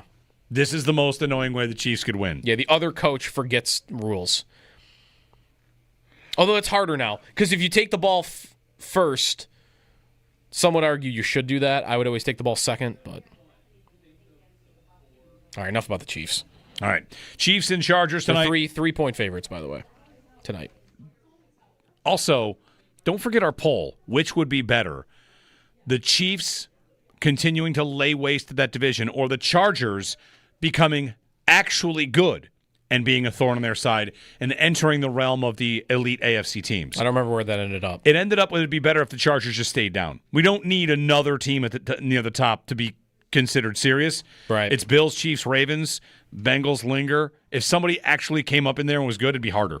So I think the poll leaned towards go ahead and go Chiefs. We don't need the Chargers in this mix, although Denver might be in that mix. The Broncos open up against the Titans. It's a big spread there, 7 points. It opened at 8.5. Yeah. I don't like the matchup for the Titans in this game, but I will say I have, with no real evidence at all, started to believe in Cam Ward. Yeah? Yeah, I think that might just quietly go pretty well this year for him. I liked him as a prospect, too. He seems pretty...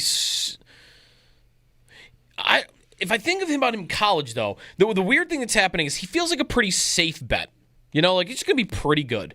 But in college at Miami, he made a lot of crazy throws. Yeah. Like young Josh Allen, I could do this, and I can do this, and I can do this.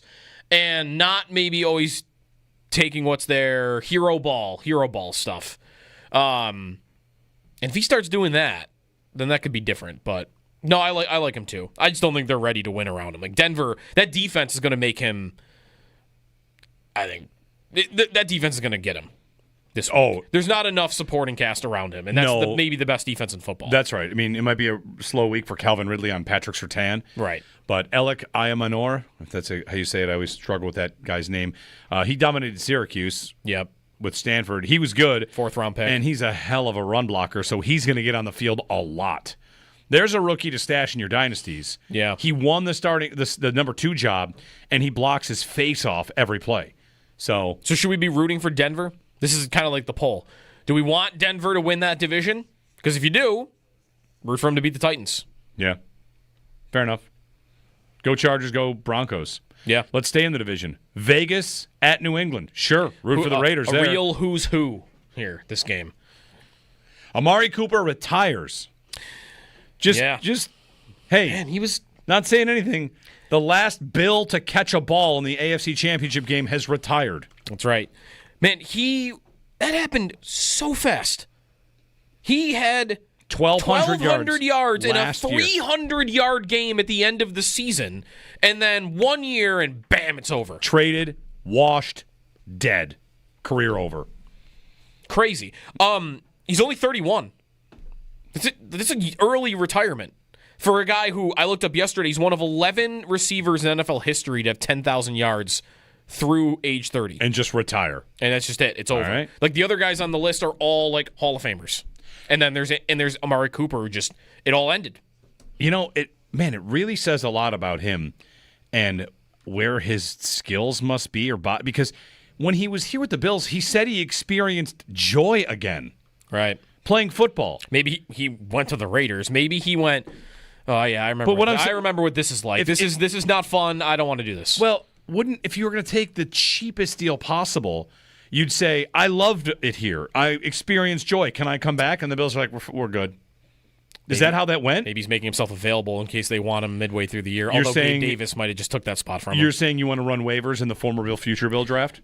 And pick up Amari Cooper. Vegas and New England. New England's got to win this game for people to take them seriously. That's right. I don't discount Vegas, though, is going to be able to throw the ball. I agree. It's one of the reasons I think if New England wins this game, you can start to take them a little seriously because, again, they need to win this kind of game. Yeah. And I don't think Vegas is a pushover. I mean, Geno Smith can play. And Bowers is great, and Myers is good. If I were a Raiders fan, my biggest fear right now would be I have a pretty good passing offense. They might have the best passing offense they've had in years, and you're not going to see it because they drafted a running back 5th overall, and they're going to play smash mouth football with Pete Carroll. That's what Pete Carroll likes to do, right? Yeah. Except when he gets to the 1 yard line. Then he likes to throw it at the 1. Let Russ cook is now going to become let Geno cook. Yeah. All right. Pittsburgh and the Jets. That is a tasty little game. I think it's all right. It's going to be 12-10. I look forward to the inevitable Justin Fields arc of, look, 2 impressive plays. Could this be the year he gets it and he takes like 13 sacks the very next week? I think the Jets are in real trouble because sacks are drive killers. And they lost their best offensive lineman this week for the season. Yes, they did. Elijah Vera Tucker, torn triceps. He's out for the year. So I like Pittsburgh to win this game myself. They are 3-point favorites on the road. Rodgers, ready for this analysis? In that stadium, he'd know the... No. Anyway, revenge game for Rodgers, revenge game for Fields, and... what would be funnier? Wouldn't it be funny to watch Rodgers get beat by the coach that had him fly across the country so that he could fire him? That would definitely be funny. That'd be hilarious. But I think Pittsburgh will win. Miami and Indianapolis. Don't sleep on the Colts. The Colts could win this game. I'm sleeping on them. The Colts could win this game. Their quarterback's Daniel Jones. Doesn't matter. Quarterback seems to matter. The Colts could win this game.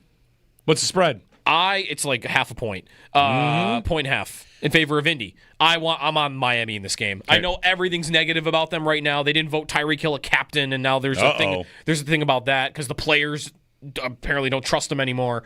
I'm just not betting on a Daniel Jones team ever. He's bad. He's been bad for 7 years, and now he's starting at quarterback on an offense that has been pretty mid for a few. Like, there's no way to me that's going to go well. But I don't really like Miami that much either. So, Arizona at New Orleans. That's one of the CBS early games. The Saints are wearing their gold. Mm-hmm. Spencer Rattler at home against Arizona. I was reading a lot about Arizona's defense. Jonathan Gannon's like putting it together. And who was it that was doing this big breakdown? It might have been Cody Alexander, who we had on a couple weeks ago. That Arizona has the most unique and unpredictable defense in football. And his takeaway was basically this big, long write-up about, I don't know if it'll work. I don't know if it'll be good.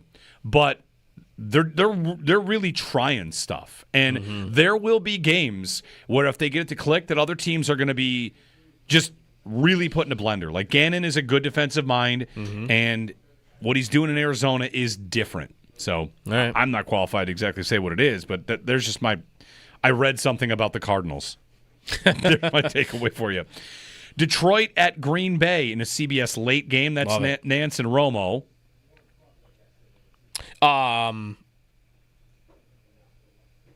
That line moved a lot. So it opened because of the Parsons trade, though, right? Yeah. Although, actually, no, it's gone the other way. The Packers opened up as a 1.5-point favorite, and now the Lions are favored by 1.5. So moved 3 points. The Lions' defense is supposed to be worse, right? I mean, I don't know how it could be worse. By a lot. They lost an entire starting defense last year to injury. Yeah. It's worse than... Okay. I mean, if everybody's healthy... Maybe I'm thinking more of like what they were supposed to be when they were healthy. They're going to be worse than that. Okay. Like, even if they have their guys. They lost they lost Aaron Glenn. They lost Aaron Glenn and Ben Johnson. Ben Johnson. I'd be more eager to see what happens to their offense. Parsons, though, like, also this back injury, like, I don't even know if he's going to he might not even play. Yeah. He's getting shots. He's going to get epidural, in his back. I don't think you can play football on an epidural, so he's getting epidural. Or he got one, like, this week, I think. All right. Or there was talk of that. Like, Stafford got it a couple weeks ago. Jameson Williams breakout season. Keep an eye on that. I've seen a little bit of that noise, including one fantasy analyst predicting he scores more fantasy points than Amon-Ra St. Brown. I'm not going there, but no. But I think he could have a big year, but not more than St. Brown. Houston and the Rams, very interesting game. Houston had a terrible year last year because they could not protect Stroud. Dipping back to the Danny Kelly quarterback rankings, he put Stroud high. Yeah. And a lot of people are ready to fade Stroud on the year they had. All of his receivers got hurt. Nico got hurt. Diggs got hurt. Tank Dell got hurt. Yep. And the offensive line fell apart. And I don't know if they did enough in the offensive line, but they have Collins, Dell's out forever. No, they drafted 2 young receivers with Jalen Knoll and Jaden Higgins. Okay.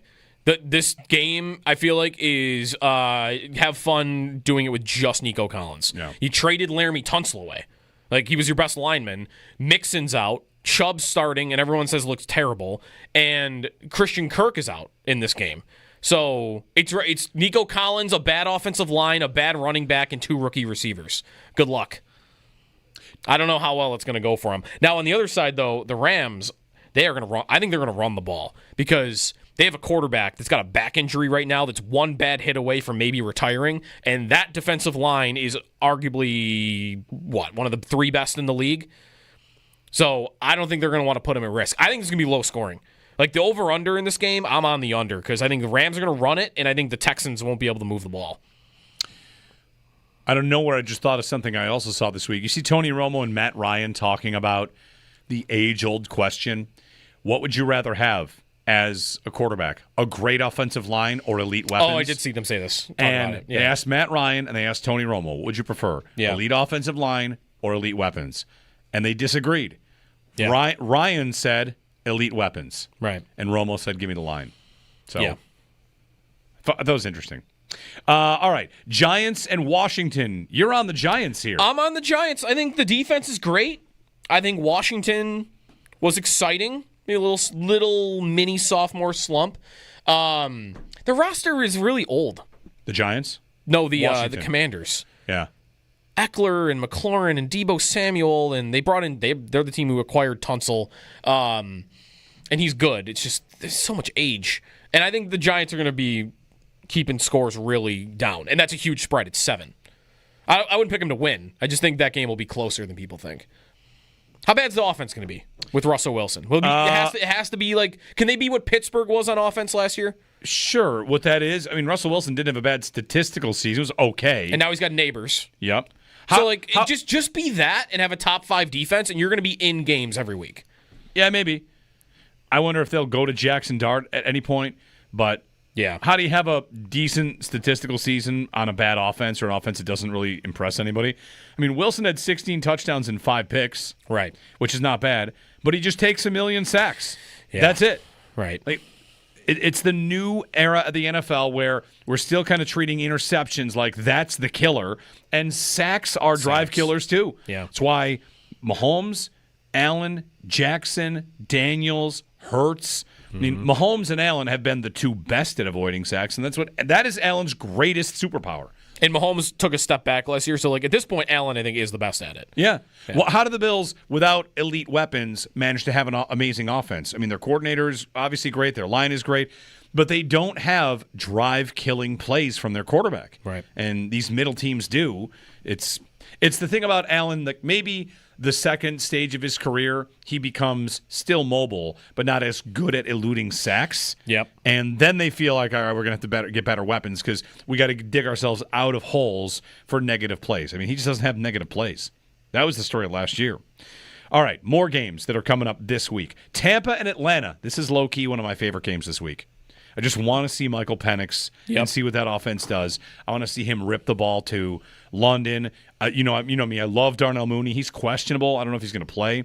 So Tampa, game time decision for him. Okay. A lot of offense, and the winner of that game is going to be the favorite for the division. Yep. Cincinnati, Cleveland. Get ready for the Bengals to struggle in that one, I guess. Carolina, Jacksonville. A lot of offense. I think that could be some points. San Francisco at Seattle. Seattle doesn't interest me at all. Yeah, not really sure. Of course, Bills, Ravens, and then the Monday night game is Vikings and Bears. The Ben Johnson debut against Brian Flores. And the J.J. McCarthy debut. Yes.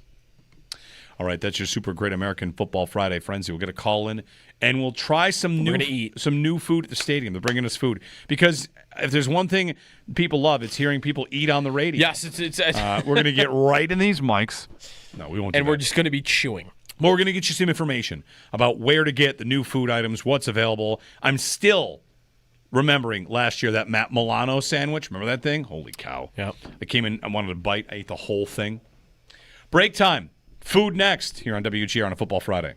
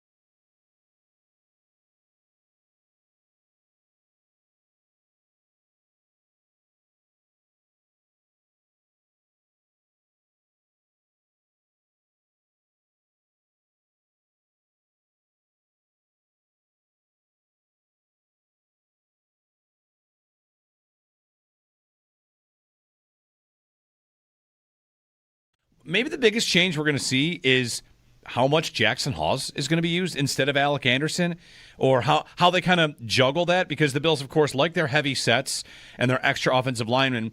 Did they draft Hawes to give them more flexibility when they're in that set? Yes, 100%.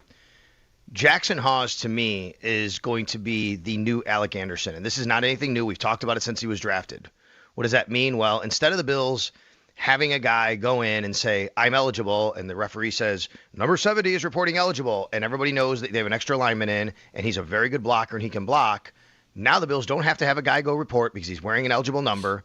He can still do the exact same thing because he's, as Joe Brady said yesterday, by the way, the best blocking tight end they've ever evaluated. Think about that for a second. Yeah. He gets on the field, and now you can throw him a pass. And he has an 80s number. And not only is he eligible, like Alec Anderson would be, it's actually what he does. Like, he's a tight end, right? He's caught passes his whole life. And I do think that's the case. So what the Bills have always tried to do under Joe Brady, even Ken Dorsey, like just this philosophy they have as an organization, and I think Joe Brady has really leaned into it as much as he can. The Bills have tried to just dictate what you have to do on defense, right? Which is, okay, if we do this, you have to counter this way, and that's what we want, right? Like you talking about, Joe, how Taron Johnson says we invite teams to run. The Bills want to do that on offense. They want to say, hey, look, when we put this guy in the field, we know you have to put another linebacker, and that's what we want, so we're going to do that. When we don't have this guy in the field, we know you're going to have to put another DB, and that's what we want.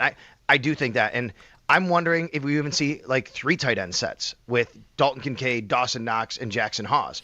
Now, traditionally, you hear 3 tight ends, you're pounding the ball. That does not have to be what the Buffalo Bills do. They want to throw the ball to their tight ends and use those matchups to their advantage. And now they have a really terrific blocking tight end in Jackson Hawes. What they believe is and should be and is, but he had some injuries last year, a really good receiving target tight end in Dalton Kincaid, who can be a matchup problem. And a guy who's kind of in between, and Dawson Knox, who can kind of do a little bit of everything.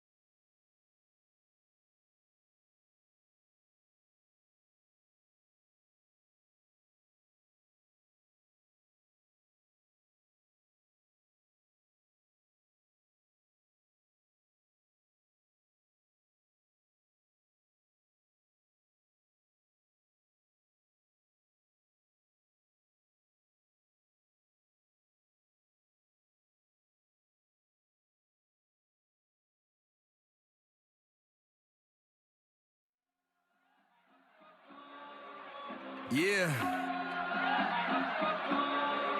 It's Don Brown. Mafia. Who else? You ready?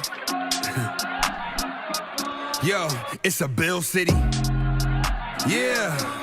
A Buffalo Bill. All right, it's Football Friday. We got food in here. It's our favorite segment of the year. It's up there. Jeremy and Joe. My favorite segment. Good morning. Football Friday brought to you by Football Friday, sorry, brought to you by Salino Law, Car Crash, call Salino, call the 8s, and by Crosby's Pizza and Subs. Crosby's hometown fuel, game day ready since 1922. Joining us in studio, Chef Steve and Chef Zach here from Highmark Stadium, from the Buffalo Bills. And they brought some food items with us, new items you can grab this year. We'll tell you what they are, where to get them, inspiration behind them as well. Chef Steve and I were just talking in the break here. I got a bite of the MVP sandwich. Yes, so yes. A nod to Josh Allen. It's got flank steak on it. And you're basically saying the kind of steak you use for a sandwich matters if you're going for like a handheld, what you're going for. Absolutely. So when we start planning, again, Chef Zach, the executive chef out there, Highmark Stadium, me being the regional executive chef, we pull the team together, and this starts after the season ends. So the season has just ended. Immediately we go into, conceptualizing, innovating, and so on. And so when we start planning, we start looking at the proteins we're going to use. So this flank steak that we're using, it's marinated and it's grilled. The reason why we chose that over something like a sirloin is, number one, price point, but number two, how it eats, eatability, the experience that the customer is going to have, the guest, the fan is going to have. We want to make sure that once they bite into that sandwich, that flavor all comes together, but more importantly, that the protein stays in the sandwich. It doesn't fall in their lap, right? Yeah. I don't know if you've ever had that experience, but that's the worst experience. Yeah. Handheld. I mean, you don't want to just lose it on your own seat, your own pants, but you got neighbors in the stadium. You want to keep it together. So tell us about the MVP sandwich. What it is. So it is a flank steak. It's got onion aioli, jalapeno relish, arugula on a nice ciabatta roll. Now, as we make these, the team does great. Shout out to my chefs, Chef Gretchen, Chef Pierre, Chef Mackenzie, the supervisors. Everyone does a great job. It really is a group work. It's a team effort. It does take more than one try, though, so as much as we like to try and get it right on the first time, we're usually going through a few rounds of this before we really say, okay, this is what we want to put out. We're happy with it. We like it. Let's find a really cool name, and let's do our best to make it and execute on game day. So this is just the MVP, the MVP sandwich, which... That's the MVP. That's just one of them. Yep, the MVP. Again, a nod to the Superman. Let's go. You know what I'm saying? We got a nod to that guy. So we named that the MVP, and I think it's definitely the MVP this year for sandwich-wise as well. Yeah, handhelds. Very good. We've got, the guys in here are going to each grab a little bit. I've got a couple bites of this MVP. Pretty good. You also have a chicken sandwich here, the dog side. Yep. Yeah, so that is a jerk chicken sandwich. We marinate it in-house. It's got a jalapeno aioli. It's got a mango salsa relish, and that's on a pretzel bun. So again, another one of them that came up with through one of our supervisors. Again, just thinking of ideas, throwing around some ideas, some names. Again, a lot of test results going back and forth. But again, we hit it nail on, and it's a great sandwich. That's the dog side, so a nod to Deion Dawkins, and hopefully he'll be able to try one of the sandwiches. Hopefully we can get it in front of him this season and get him to try it. But everyone that loves it loves the sandwich. Got a great flavor, little spice in there, but not too much. Joe's taking a bite of the dog side. Review? Love the jerk. Yeah. Jerk chicken. Yeah. Awesome. Yeah. Love pretzel the jerk. buns, too. Right. Pretzel buns are great. Got to respect the pretzel bun. You really do, because you got to think about how all of those flavors come together. That salted bun, it increases the flavor of the mango and the chicken, the jerk, all of that. So what's the aioli again? It's cilantro aioli. Okay, very good. Also, other items that are new this year. You got something called pork knocks. Pork knocks. Yes, the pork knocks. So that is a in-house pulled pork with pineapple, onion rings. It's got beer cheese on it, and that's on a 10-inch hoagie roll. Again, another one came up with one of our supervisors came up with it. We really like our team to have fun, but a lot of this year, the innovation was just bringing fresh flavors.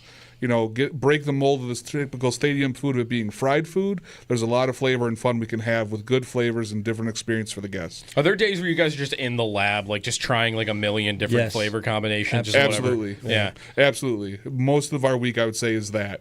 Trying something 3 different times. And the managers love those days. They love those days. They love when they hear us saying we're going to have a tasting, and, all of a sudden they all decide to show up for work that day, right? Just saying, this experience we get, it's just like that happens down there all the time. All the time. Yes. Until it's perfected. And there's a sheet that we grade, score, notes. We take that from people. Because, again, your experience, how you relate to the sandwich to somebody else, we get those information. We just tweak it a little bit, and then, boom, We decide that's the version we're going with. Yeah, lock it in. Yeah. All right, more things that are coming up. The Buffalo Dog, something that's appearing this year. Yeah, so that's going to be in concessions. What we did is we really looked at the staples of Buffalo. So we took our all-beef hot dog. We have Weber's mustard, pickle spear, diced white onion, and our own in-house made Ted's chili sauce. It's our take on Ted's sauce. Yeah, careful there. All right.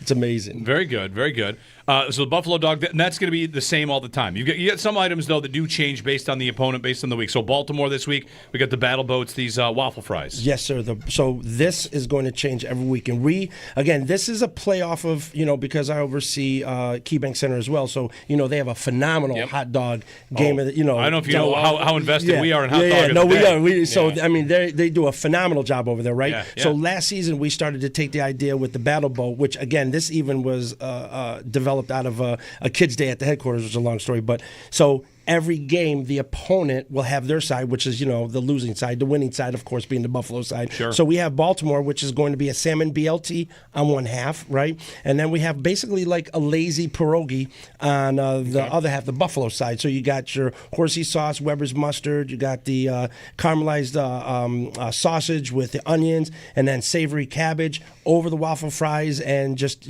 shared. It's a shareable, of course, and this is something that will change every game. Do you already know what all the formulas will be for each opponent, or when Miami, when they come, do you know what Miami's Battle Boat, their side will be, or is that just something that's kind of fluid? Yeah, no, so we pre-make these for the season when we're doing our innovation. We look at when the schedule comes out, we look at that and we do our research and say, okay, what could be the best flavors? Mm-hmm. What have we done in the past? What can we pull that's different? We also try and follow the food trends of what's going on. What are people seeing? What's social media gravitating to? Because that's what we want to play, because that's what people are expecting when they're coming. So we don't want to just do the same thing. We always want to change it up and keep with the trends. All right. Very good. Sandwich of the game, too. Something else to get to. Yep, sandwich of the game. So this week's sandwich of the game is a play on basically Baltimore flavors. So we have what we call our Mr. Crab, a little play on Mr. Crab salmon cake. That's going to be served at a sideline clubs at the grill station. So, again, that's something that everybody will be able to enjoy that goes to the sidelines.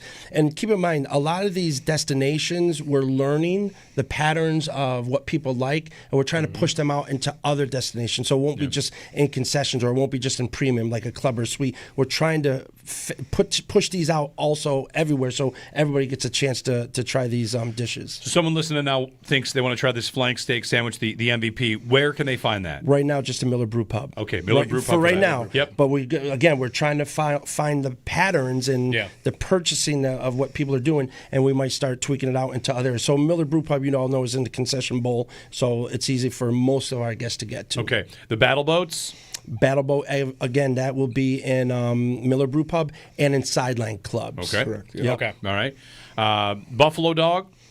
That's in all dog houses and concessions. Yeah, all concession dog houses. Yep. There's I think 8 or 10 all Tim of them, Hortons stands like in the concessions. Yep. All right, very good. Yep. Final year at Highmark Stadium. You guys are, people are saying goodbye to their seats, their rows, the bowl. You guys are saying goodbye to your offices in there. I mean, right? Pretty much. Is it bittersweet? It is, but, this farewell season, we're looking at it like this. We're going to remind everybody how much of a great job Delaware North does when it comes to food service in these stadiums, arenas, coliseums, wherever we are. We're going to demonstrate first class, top of the line type of cooking, food that we can share with our guests. So, it's a farewell, but it's a see you later. Yeah, very good. Very good. Chef Steve, Chef Zach as well. Thanks so much for coming in. Thanks for the food. And have a great season. Thanks so much. Thanks. Go Bills. Go Bills. Go Bills.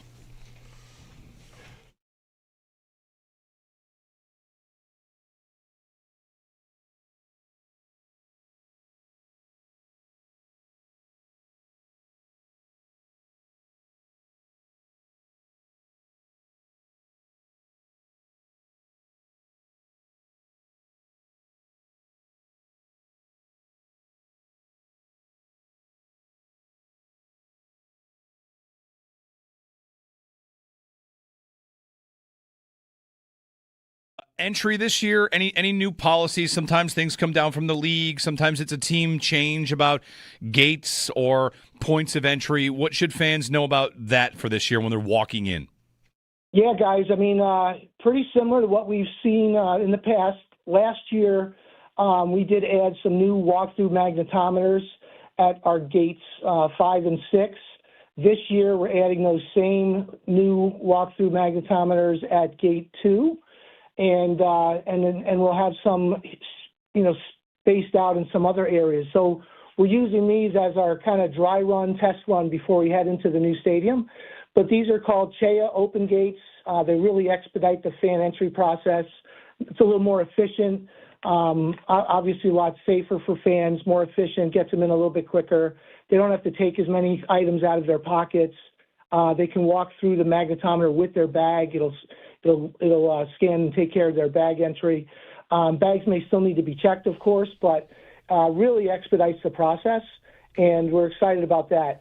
Other than that, our big challenge this year, guys, is parking.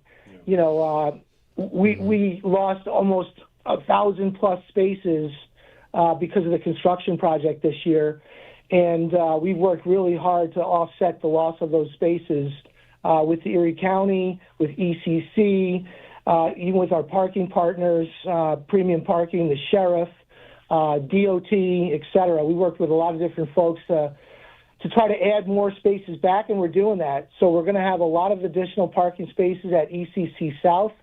So if fans don't have a parking permit through the Bills or possibly a parking permit through one of the neighborhood lots, and they're just kind of showing up, we recommend ECC as, a really good fallback for fans this year.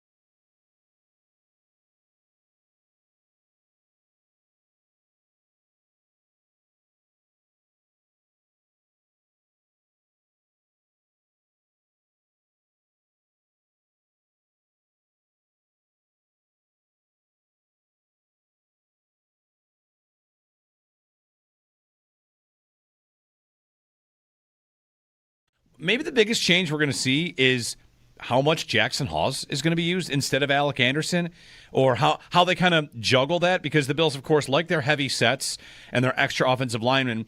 Did they draft Hawes to give them more flexibility when they're in that set? Yes, 100%.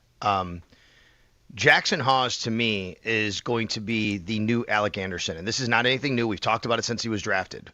What does that mean? Well, instead of the Bills having a guy go in and say, I'm eligible, and the referee says, number 70 is reporting eligible, and everybody knows that they have an extra lineman in, and he's a very good blocker and he can block. Now the Bills don't have to have a guy go report because he's wearing an eligible number.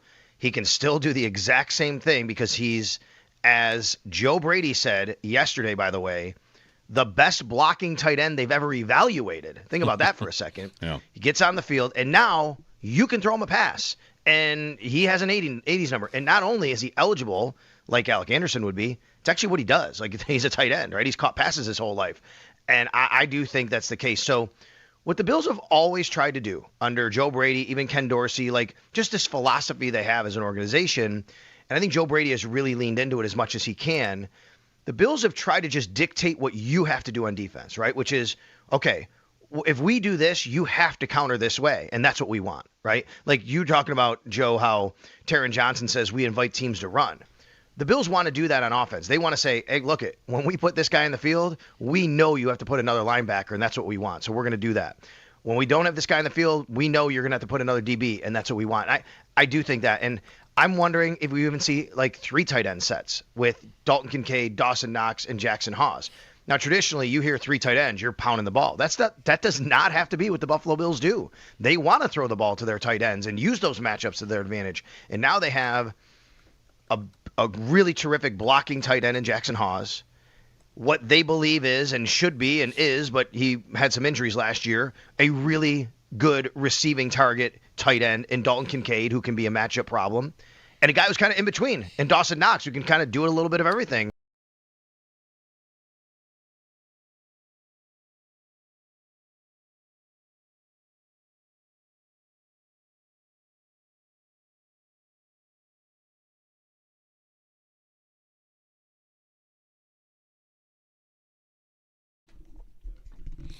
All right. Flank steak. Down. Yeah, we're back from a break of eating fries and steaks. Yeah. Got some waffle fries here. Didn't wake up thinking I'd be eating salmon fries, but there you go. Salmon on fries. Really good. Salmon BLT. Yeah, salmon BLT. Excuse me. By the way, Eagles and Chiefs next week. Eagles and Chiefs. That's a Sunday night game, I'm assuming. Yep. I'm reading, and I just forwarded this to Joe, and I mean, can I give everybody the link? Maybe. I subscribed to Ollie Connolly, his Substack, and he just pieced together, the preseason doesn't tell you anything. Uh-huh. He basically took one play of the Chiefs preseason against the Bears and said, they're telling you here what they're going to do this year. And he then proceeded to write, 1,000 words, Joe, that strike a fear into me in all of the worst ways. Final segment before we actually get to the Bills season. Why not panic one more time? Basically, what he writes here about is that they're going to use Kelsey differently than they do. They know he can't beat anybody anymore. Right. So now he becomes this check down option, and that they're going to isolate Rashee Rice all the time because they think Rice can beat everybody he plays. And while that's happening, on the other side, Tyquan Thornton and Xavier Worthy are going to stretch defenses mercilessly. Like, they're so fast that pairing Worthy and Thornton together as inside receivers is a nice way to break down a defense's rules. Add a legitimate weapon outside those two, and it's nightmare fuel. And the legitimate weapon he's referring to is Rice. So 6 weeks without Rice. Well, that's the risk, right? It's 6 weeks without Rice, and he's coming off a torn ACL. True. But he's playing. Anyway, he's just saying. Yeah. And this is something I've thought throughout these last 2 years when the Chiefs' offense was not that good. I don't think we should expect them to always be that version. Right. Even while their defense carried them through these last couple seasons, they have been trying to recapture their explosiveness, their speed, their over-the-top, their everything. And Tyquan Thornton making the team as a speedster to go next to Worthy, who's, of course, very fast. Yep. It's just interesting. The Bills and the Chiefs, they've identified imperfect players that they think have perfect roles. That's what the Bills think about Coleman, right? That's what the Bills think about. I mean, I'm not calling Shakir an imperfect player, but they do things great with him, knowing what he does great. And this big, long write-up from Ollie Connolly is the Chiefs are going to be fast, and they're going to be explosive. So that's that. All right. Doesn't even mention Hollywood Brown, by the way, who is expected to be back tonight. He'll play. Najee Harris will also play.